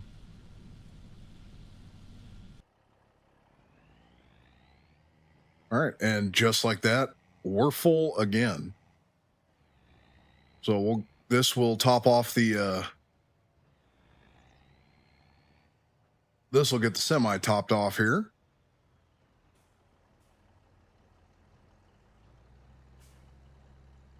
And then we'll go ahead and get this run down to the bin, get it emptied out so we can continue combining. It's looking like we're probably going to get maybe 2 full semi loads, which is honestly more than I thought I'd get. So I'm pretty happy with that. When we get done, we'll double check the yield, make sure it's in line with, what 1990 would be, and go from there. But it is kind of hard to really figure out the yield because what this is saying, the amount of acres this field is doesn't necessarily match up to. It's not like a 1-to-1. So because this field honestly feels more like, an 80 instead of 8 acres. So it's kind of hard to judge that, but I'm going to do my best, try and get this as accurate as I possibly can and go from there. But so far, everything's going well. Like I said, the 2,100 bushels, whoops, apparently I was a little fast. The 2,100 bushel feels just about right off this bean field. Might be a smidge high, but I don't think so.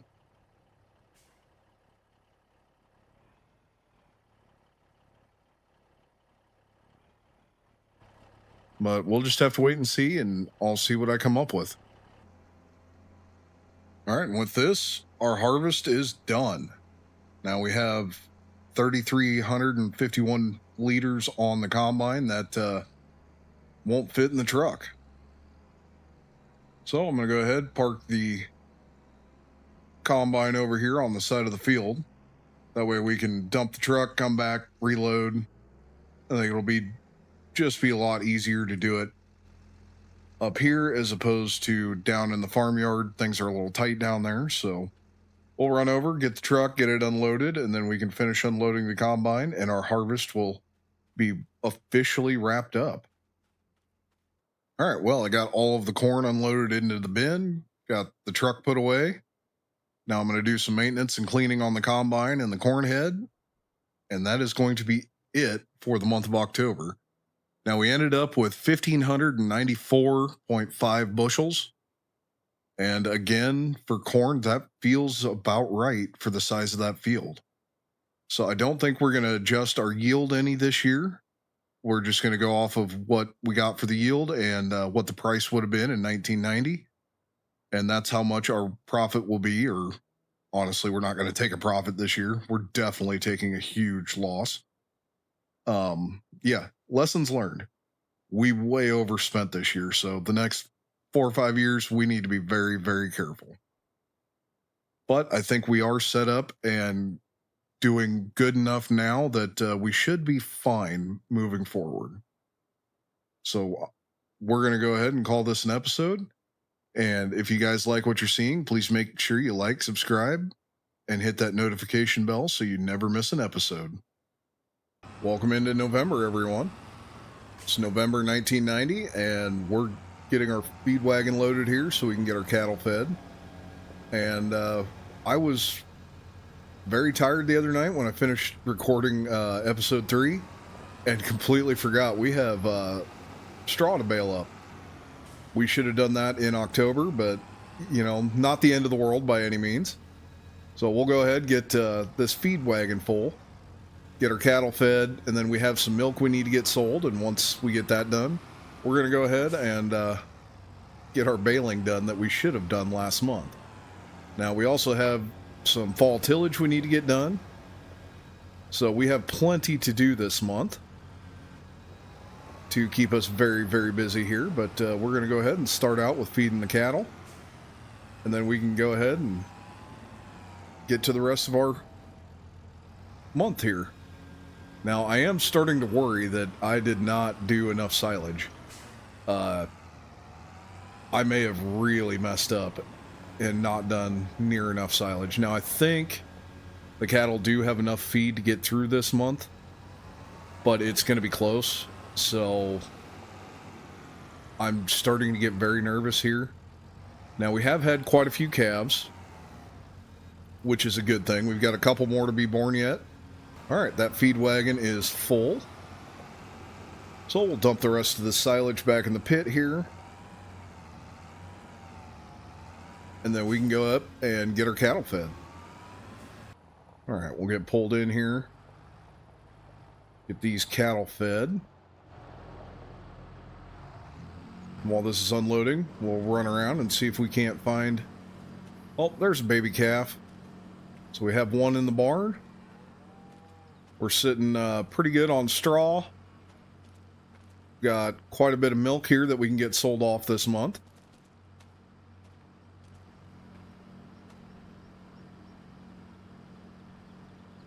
So this is a female Holstein. She was just born this month.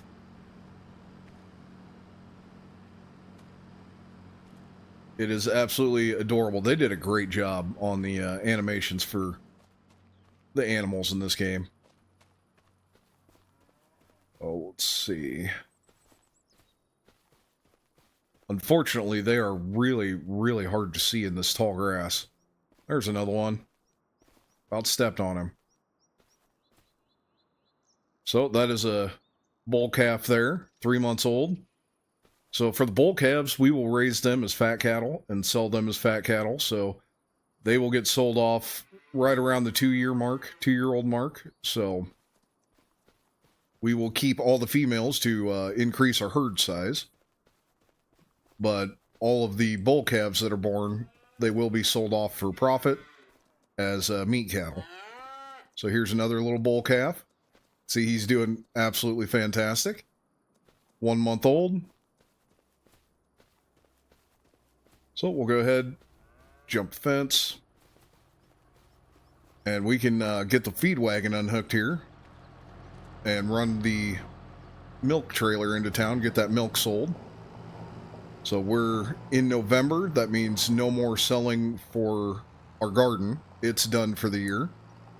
So we did lose that income stream, which definitely kind of sucks, but, you know, that's the way it goes. Arable gardens do not produce in the winter months. All right, so we have 2,432 liters, which comes out to 641.68 gallons.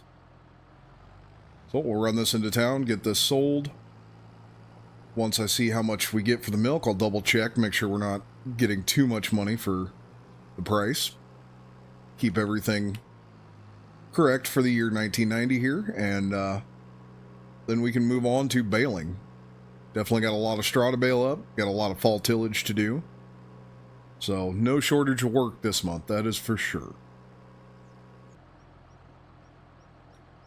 All right, we got $1,670. That is definitely too much.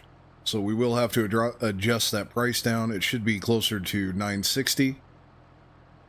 So we'll go ahead and get that adjusted here. All right, so I took $707 off. That should be a lot closer to the correct price.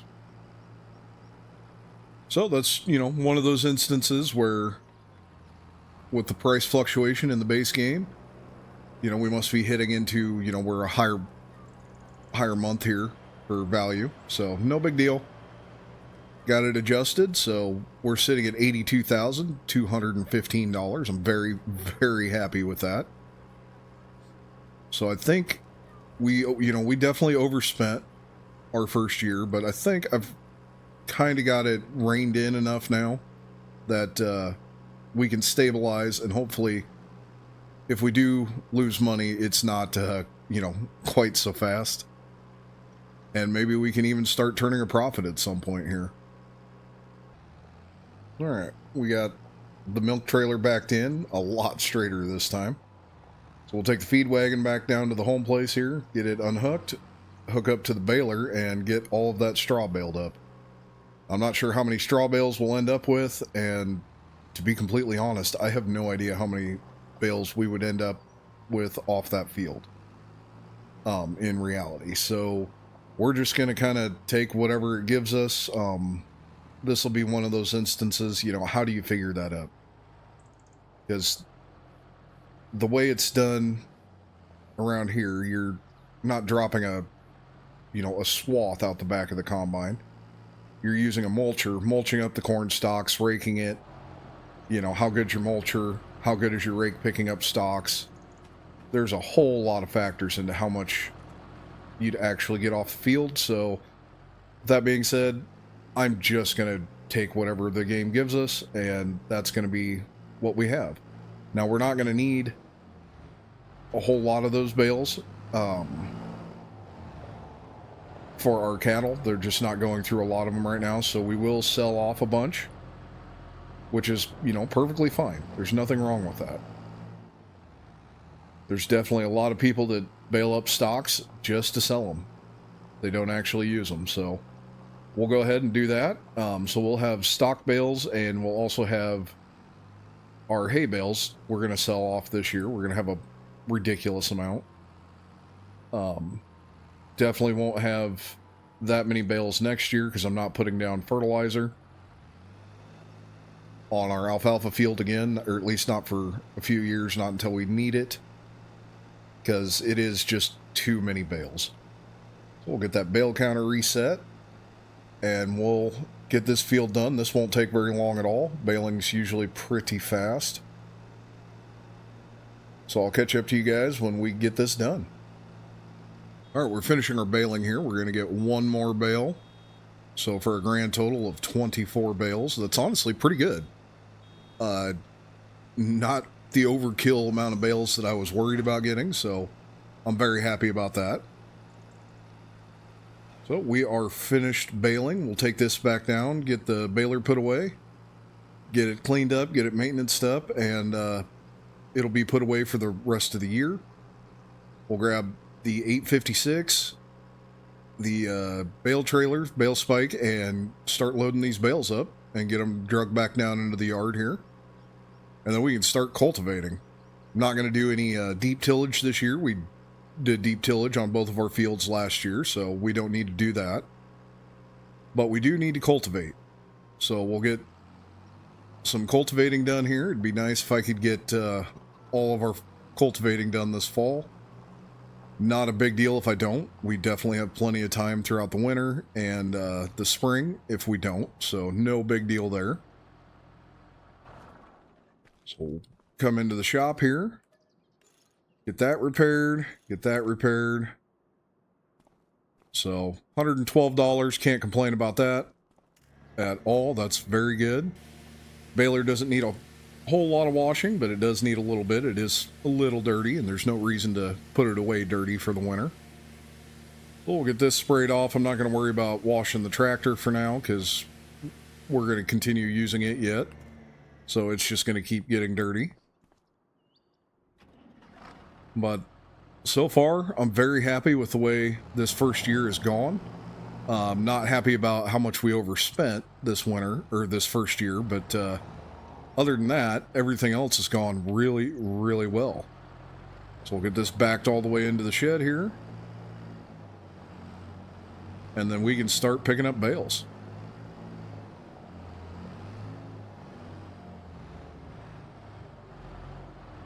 Look at that, like a glove. So we'll throw this back on the feed wagon. And I don't think we'll need to unhook it from the feed wagon the rest of the winter, to be honest. Probably not until we start mowing our alfalfa. So I'll grab the 856. We'll get the bale spike on the front. Get that trailer picked up, and we can start picking up our stock bales here. All right, well, I went down to the co-op, picked up the fertilizer cart here, got it loaded with the rest of the fertilizer we had in the shed. And now we're going to go ahead and spread fertilizer on our corn stalk ground. And when we're done with this, we're going to get the 4786 out and hook it up to our manure spreader and our slurry spreader and see how far we can get in our big field with those by using those. You know, try and save a little bit on fertilizer. I don't know that we'll get all the way through, but regardless, we're going to go over the entire field with anhydrous in the spring anyway, because even though manure and slurry are good products and are definitely good for fertilizing, you know, every once in a while you do get that leaky water, and all of a sudden your slurry's just water and you're not getting much nitrogen out of it. So we're going to go over top of it with anhydrous as well, just to double up and make sure that we don't have any thin spots for nitrogen, which is, you know, very common practice. Absolutely nobody risks just putting down manure and hoping that they get enough nitrogen. But we're going to spread this out first, and then we'll get the big tractor out. All right, we're hooked up here to our slurry spreader. Now, Grandpa did leave us 2,586 liters of slurry, which is, you know, kind of nice. Help add to what we can put out on the field here. Now, unfortunately, we don't have any pigs, so we're not going to get anything out of that barn anytime soon, but our cattle have definitely produced quite a bit. So that's going to be very helpful. Now, the question is, can I get turned in here? Oh, yeah. All kinds of room. So we'll get backed in, get this thing loaded. To be quite honest, I haven't really checked to see how much slurry we actually have, so I don't know if we'll have a full load or not. But whatever we can put out on the field, you know, that saves us in fertilizer, so... All right, so we have a little more we got a little more than one load worth here, so we're sitting pretty good. But we'll head out to the field, get this going, and see how far we get. I have no idea how far 25,000 liters of slurry will get us, but it should get us a ways, I would think. All right, so we'll get this thing fired. Oh, I need to unfold it. Evidently... there's something that unfolds. So we'll try this again. We'll get this thing fired up. And we can get to spreading. We're not going to spread real fast, but it's working out quite well. So we'll get this spread out on the field here, see how far we end up going. It is going down pretty fast, so I don't think we're going to get a whole lot of this field done, but every little bit counts. And we want to get this done before we do our cultivating, because since we're top dressing like this, we want to make sure that we get this worked into the ground and actually get that nitrogen value out of it. Otherwise, it'll just run off when the snow melts in the spring.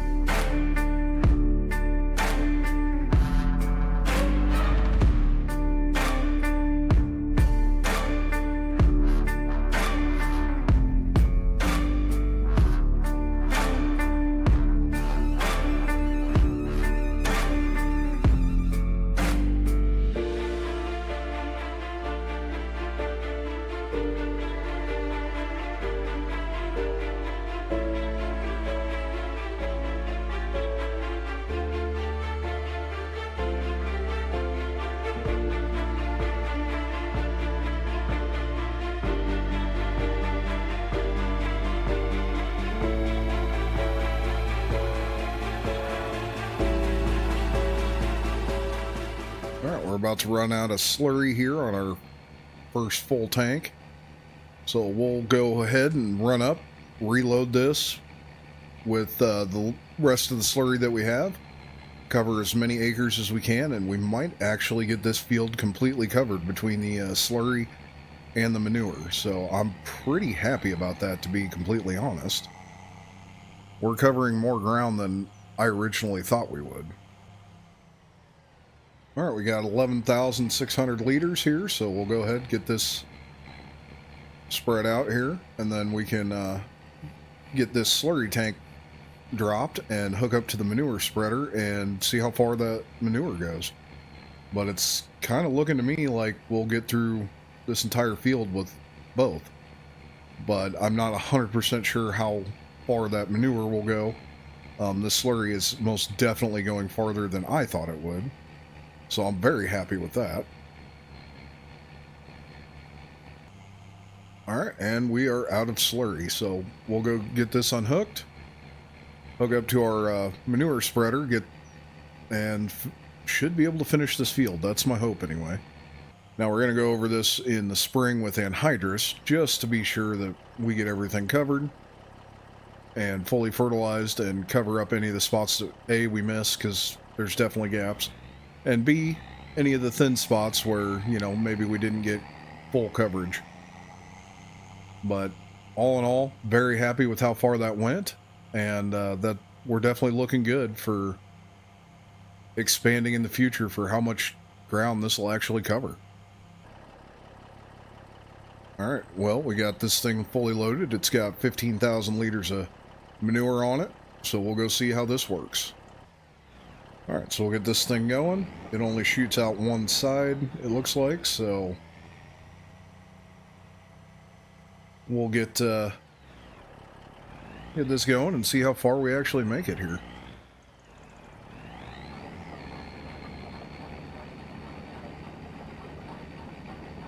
Now, is this tractor overkill for this spreader? Absolutely. Do I care? No. I love this tractor, so I'm going to use it anytime I can, even if I don't really need it. All right, we're coming up to the end here. We're about out of manure. And perfect. So there's a couple end rows I didn't get done. I'm not going to worry about those. We'll hit those when we put anhydrous on in the spring. So I'll get this unhooked. We'll get the cultivator out and start cultivating. All right, we got the cultivator hooked up here, so we'll get this field all cultivated up nice. And once we get this field done, we'll move down to the field at the home place there, down in the bottom. And we can get all of the manure and slurry that we put out knifed into the ground, worked into the ground, and hopefully not lose too much of our nitrogen. All right, and this field is finished. So we'll get folded up and head into our big field, get that cultivated. And I don't know if we'll get it done today yet or not. It's 1 o'clock in the afternoon, so we should have plenty of time to get this done. But if we don't, it's no big deal. Now, next month is December, and I have contracted 1 load of corn and 1 load of soybeans to be sold in December, so that's something we'll have to take care of next month as well.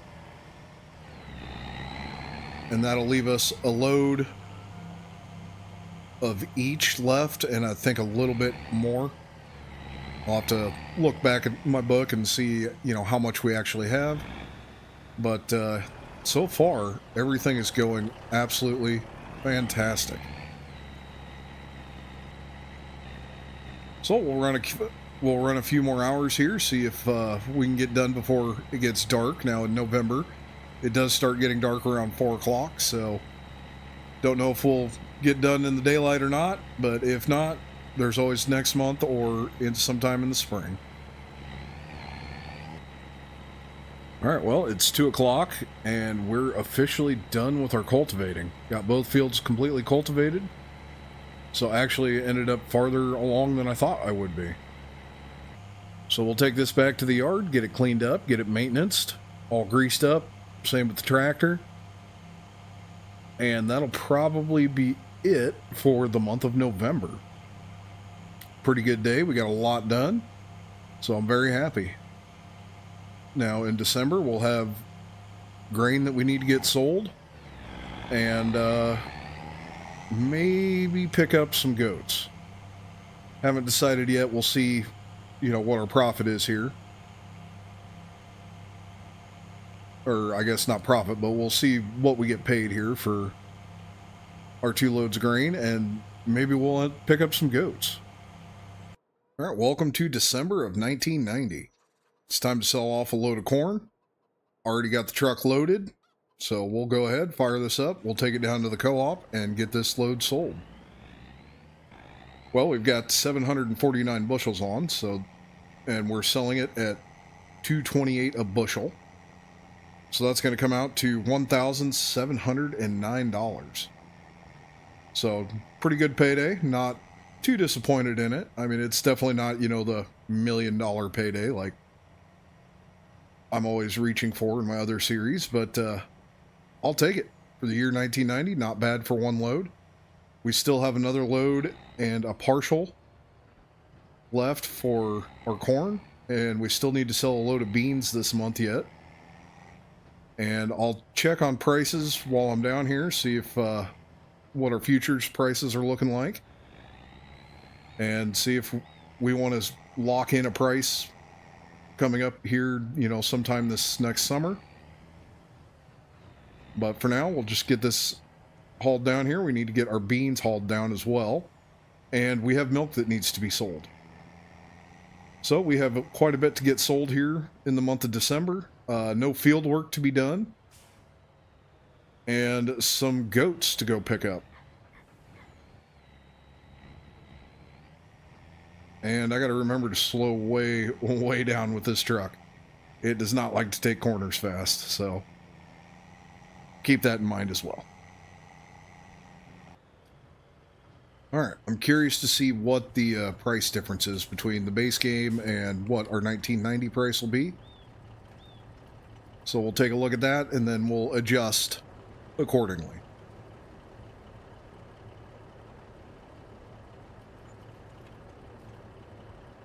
All right, that is $16,000 too much. Oh, good Lord. Let's fix that. All right, that's a little better. $1,709.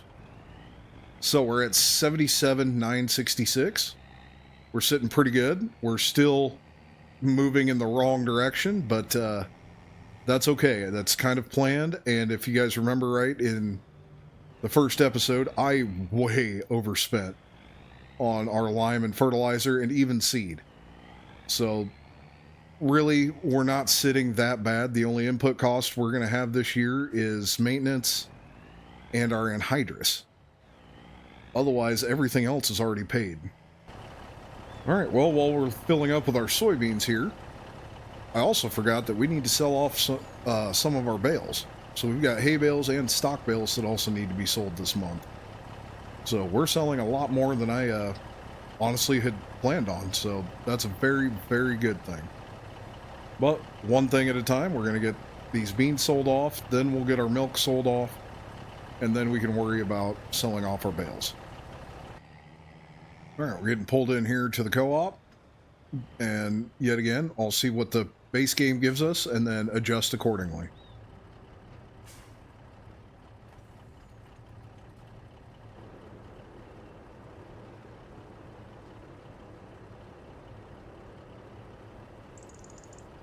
$25,000. That's way too much.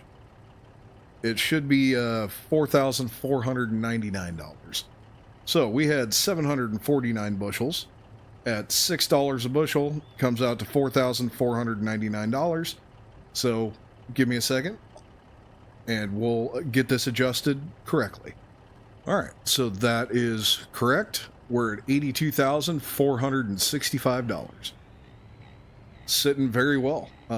Like I said, we still have milk that needs to be sold and bales that need to be sold this month. So I think we're doing just fine. All right, well, I went ahead and hooked up the 1586 to the milk trailer this time because it's a little chilly outside today, and it'd be nice to have a cab. So we're going to run this into town, get this sold, and see how much money we get. And as always, if I need to, I will adjust accordingly. All right, we're down here at the creamery. I've got 752 and a quarter gallons on. So we'll get this sold and see what the game gives us based compared to what we should get for the year 1990. About $700 too much.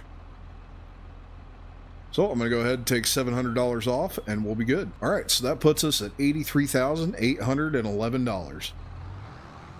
I'm very, very happy with where we're at. This is going quite well. So the next thing we need to do is get our bales sold. So we'll get this run back home, get this unhooked.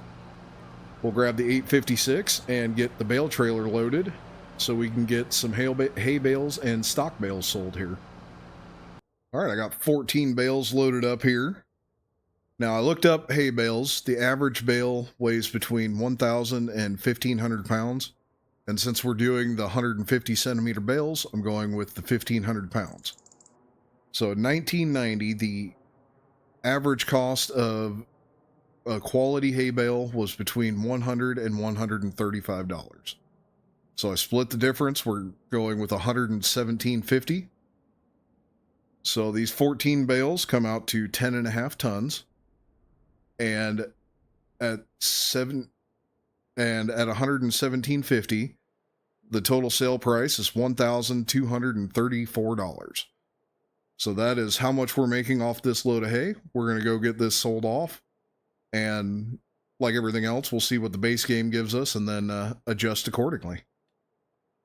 All right, we're getting pulled in here to the animal dealer, so we'll get these bales sold off and see how much we need to adjust price.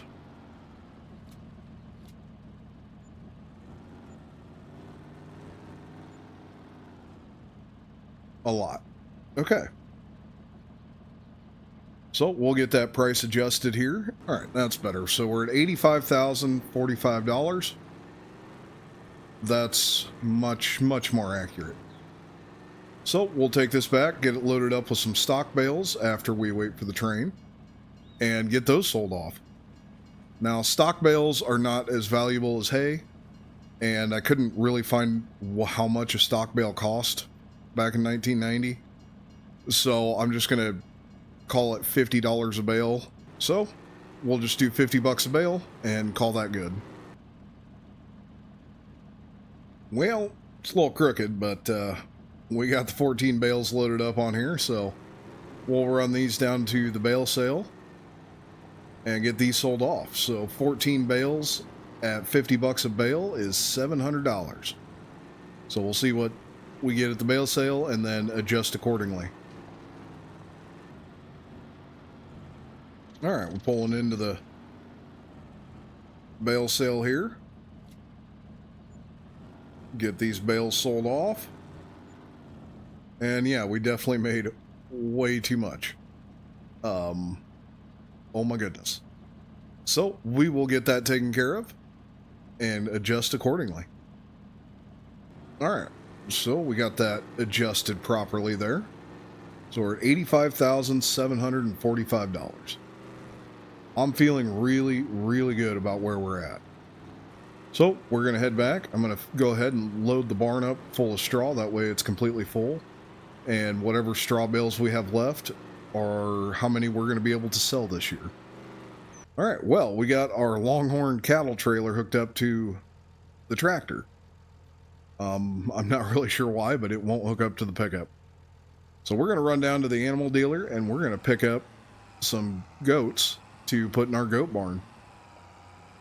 I'm tired of waiting and I feel comfortable with where our money is at that we can afford to buy a couple of goats and get those on the farm. So that's what we're going to do.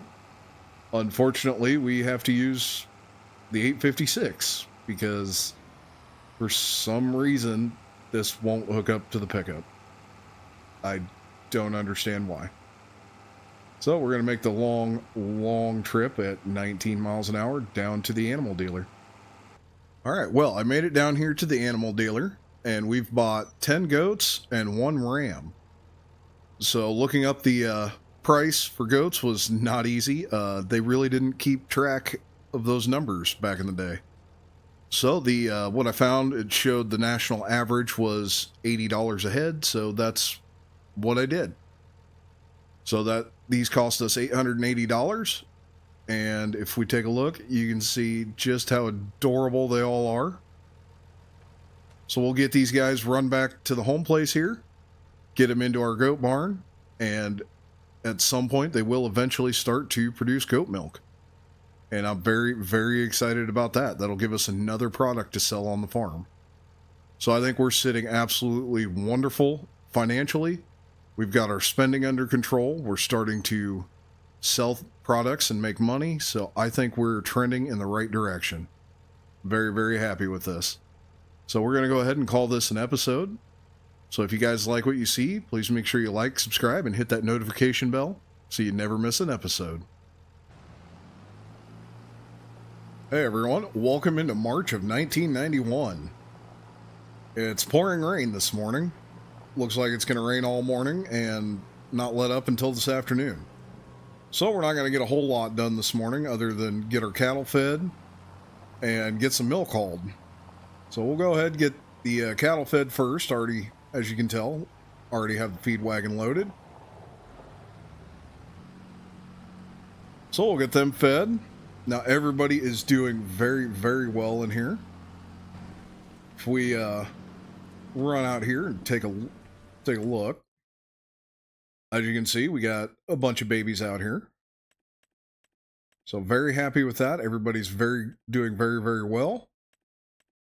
And we got a bunch of pregnant cows again. So that's good. And we have 5 bulls to get sold here in a couple of years as our fat cattle. So that's a good thing. And we have 5 females that we will be adding into our herd. So that's also a very good thing. That means our cattle herd is growing. Our chickens are doing wonderful. They're producing eggs, but you know, it is a small chicken coop. There's only 30 head in there, so they're not producing a, remarkable amount of eggs here. But we'll go ahead and get hooked up to our milk trailer here, and then we can sell off some milk. So we have 910 gallons. So we will take this into the creamery. Probably should have gotten the 1586 out to stay dry, but at this point we're already soaking wet, so what's the point? But we'll run this into town, get this sold off, and as usual, check the price, see what we get, and adjust if we need to. All right, we're down here at the creamery. We'll go ahead and get this sold off.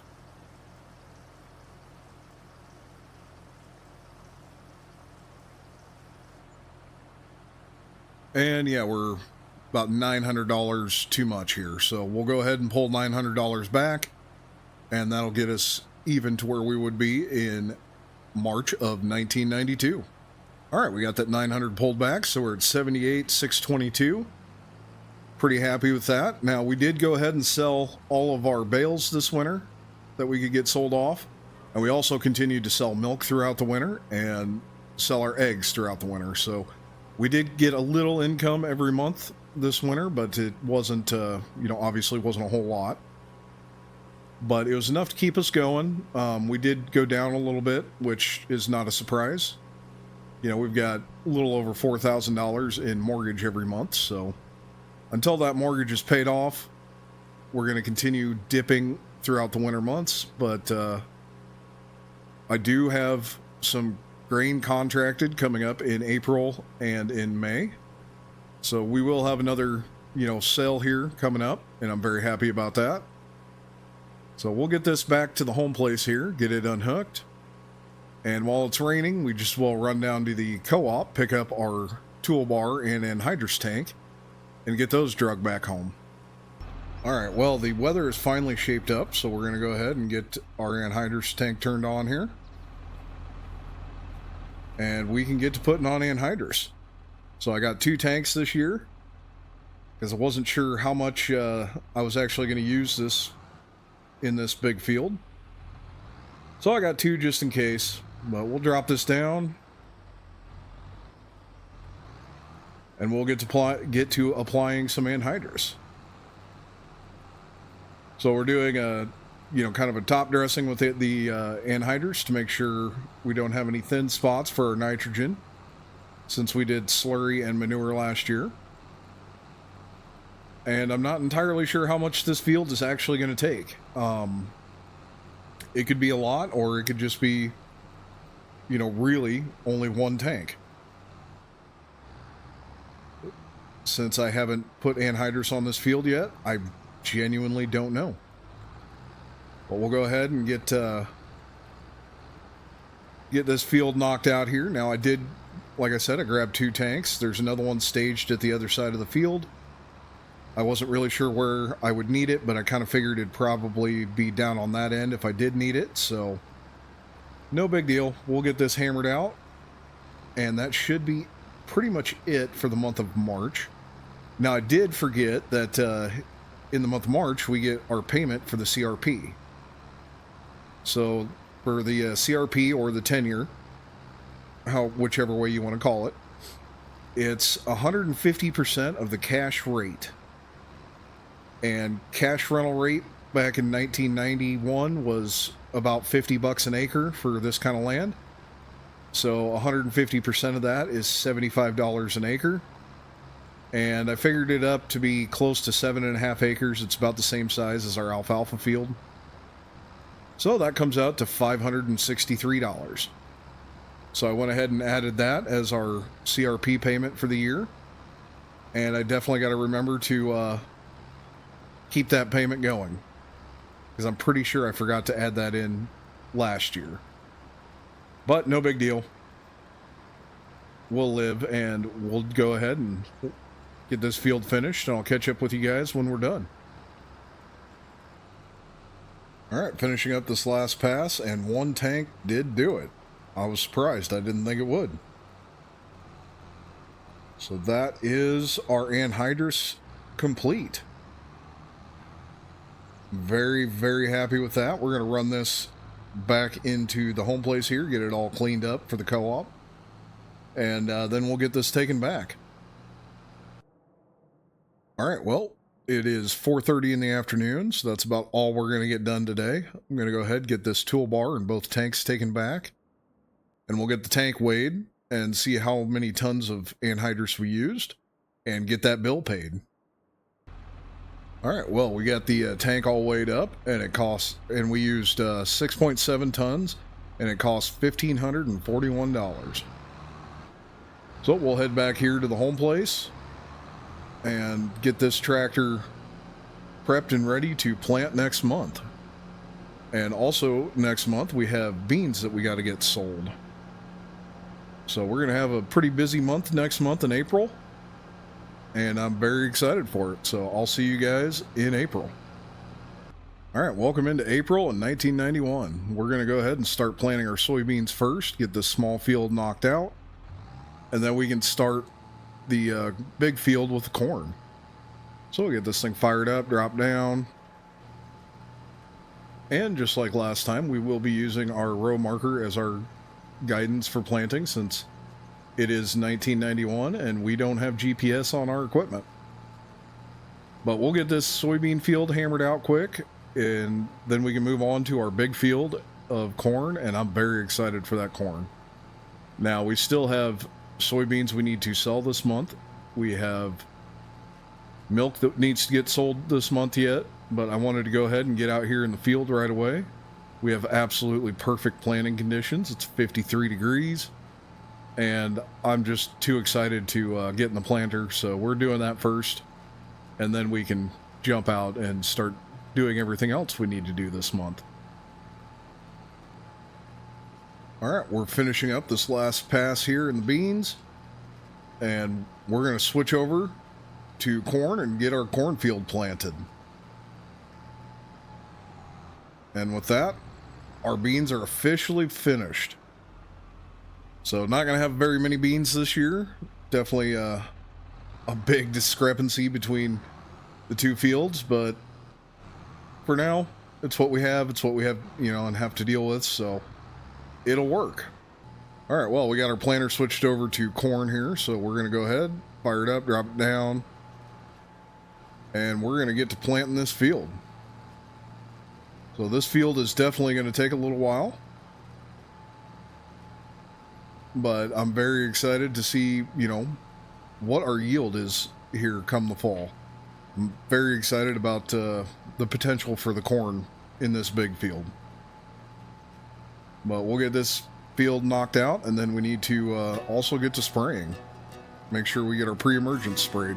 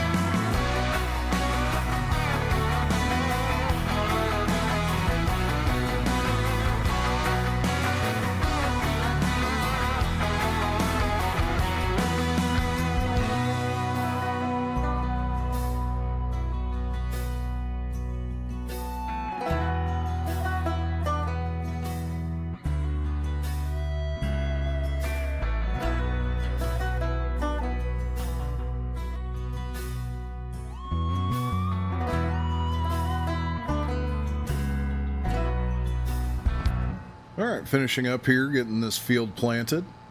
Now, for some reason, I've got even worse coverage at the headland.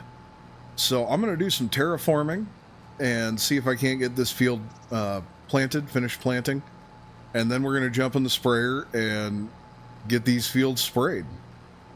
Well, terraforming worked, so I was able to finish planting that cornfield. I don't know why that was an issue, but hopefully it's not an issue moving forward.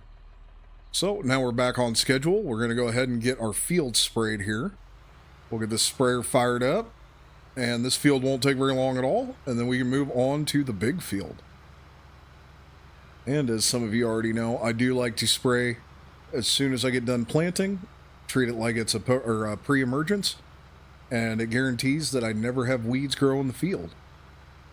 Now, that's not exactly how it works in reality, but for Farm Sim, that's how it works, so that's how we get her done. All right, we got all of our fields sprayed. Everything went very well. I did have to buy another tote of herbicide, so that was $2,400. But that gave us enough to get all of our fields done. And I got our trailer loaded with beans. So we're going to take this down to the co-op and get this sold off. So I contracted the rest of our beans here for the month of April. And we got a little bit less than we did in December. I contracted them for $5.72 a bushel. So we'll run this down there, get these sold off, see what the base game gives us, and, adjust from there. I'm sure we're going to have to take quite a bit of money away. Seems to be par for the course anyway. But no big deal. I hope you're enjoying this. I know I most certainly am. I'm having a lot of fun, adjusting the price and getting it to, what it would have been back in 1991. All right, we're getting pulled in here. We'll go ahead and get this trailer unloaded and see what the base game gives us for price here.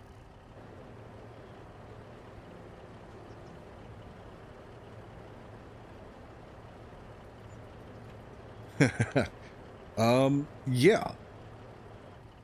That would be 8 times as much as we're supposed to have.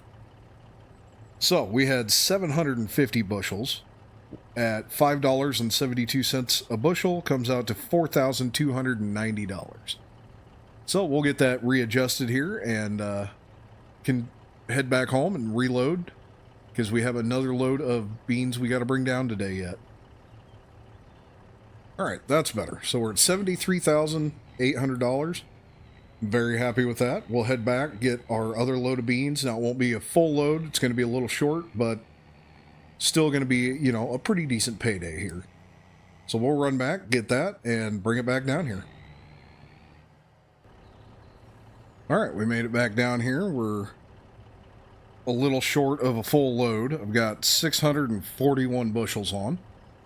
So we'll go ahead and get this sold, and then we will adjust the price back down to the proper level for April of 1991. So that gets us up to $77,467. Very happy with that. We're finally starting to move in the right direction. It's been a long winter, but we did survive, so that's a very good thing. We'll take this back, get this. I'm going to go ahead and reload this with corn because we do have our corn contract next month in the month of May. So we'll need to get corn sold off next month. We'll also need to mow our alfalfa next month. I think I said earlier that we were going to do it this month, and that was wrong. We're definitely not doing that in April. We will do that in May. So we'll get that knocked down in May, get all of our baling done in May. So I think this is probably going to be it for the month of April. So I'll see you guys next month when we're ready to sell off our corn and mow our hay. Well, I lied. We're not done in April yet. I completely forgot we still had milk to sell. So I loaded up the trailer. We've got 940 gallons of milk on here. We're going to run this to the creamery, get it sold. So that's a pretty pleasant surprise. I completely forgot that we still had milk to sell, so it's nice. That means we're going to make a little more money than I had planned, and that's never a bad thing. Well, we made it down here to the creamery, so we'll get this sold off and adjust price if we need to.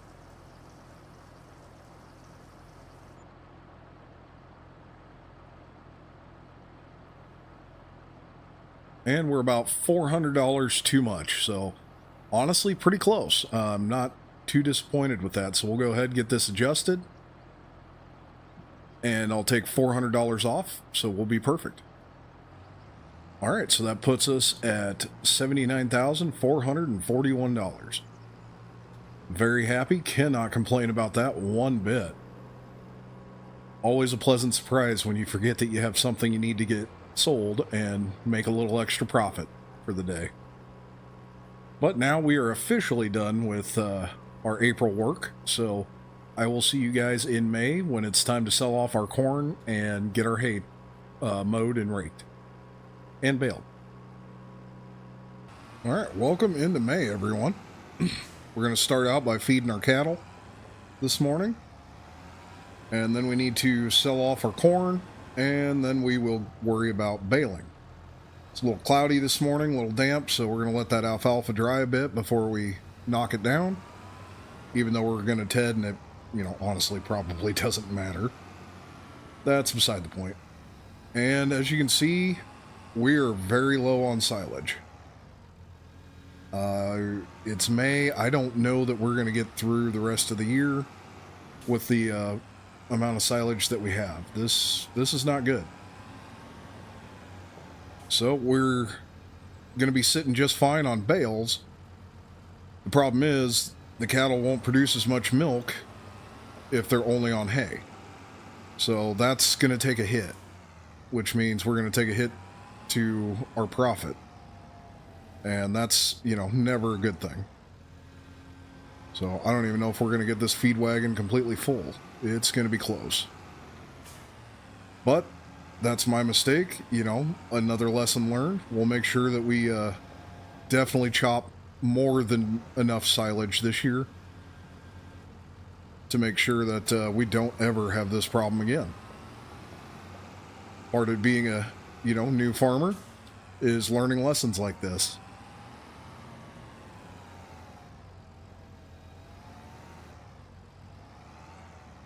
Oof. Well, we'll see if this will fill the feed wagon. It's got to be close. Normally I count how many buckets I put in, and this time I didn't. But we'll see if we need to, we can go grab a little dab more. Looks like we do need to grab a little bit more, and then we'll be topped off and we can head over and feed our cattle. So far our cattle are doing excellent.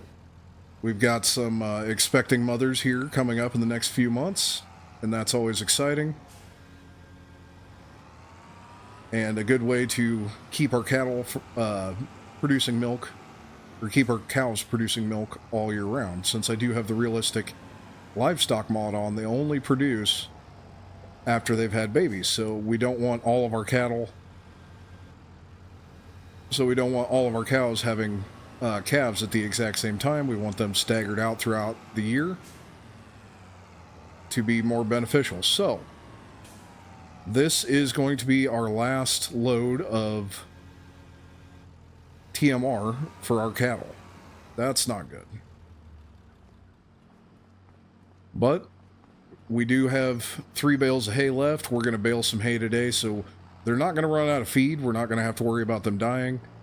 But their milk production will most likely slow down. And that's definitely going to be, an issue.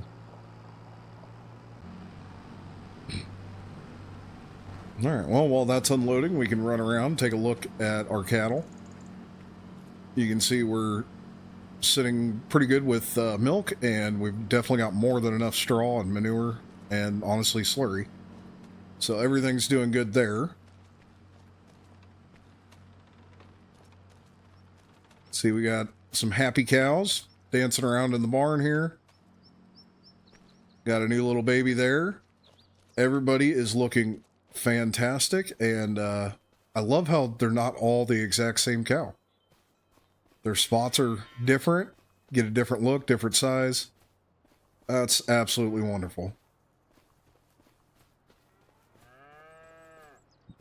But now that we got these guys fed, I'll go ahead and get the feed wagon unhooked. We can hook up to our milk trailer and get our milk hauled.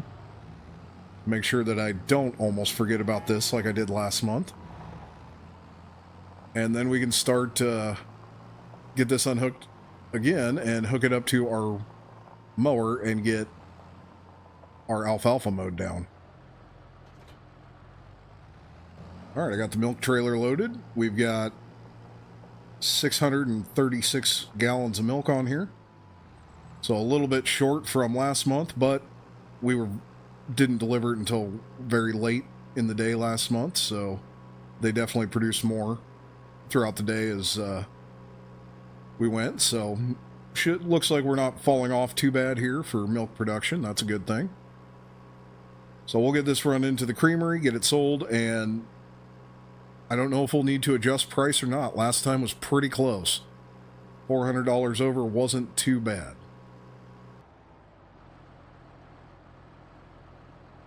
All right, we're down here at the creamery. We'll go ahead and get this milk sold off.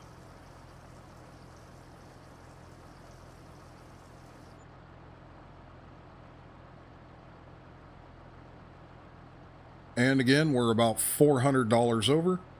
So I'll take 400 off and get us back to where we need to be. All right, so we're at $81,705. And I guess I didn't even think to mention, we got our garden back. It is May, so we've already produced some vegetables, got all of those sold, got our chicken eggs sold, so we're sitting very good. It's nice to have that income stream back. Help supplement the farm a little bit. But we'll head back and get the mower hooked up and start mowing our alfalfa and getting ready to ted and rake and bale. We got our mower hooked up. We're going to go ahead and get this field mowed here. And I'm sure it's going to yield pretty good. We didn't put down any more fertilizer, but we've got 1 level of fertilization and 2 levels of lime, if not 3 still. So it's still going to be a pretty good yield here.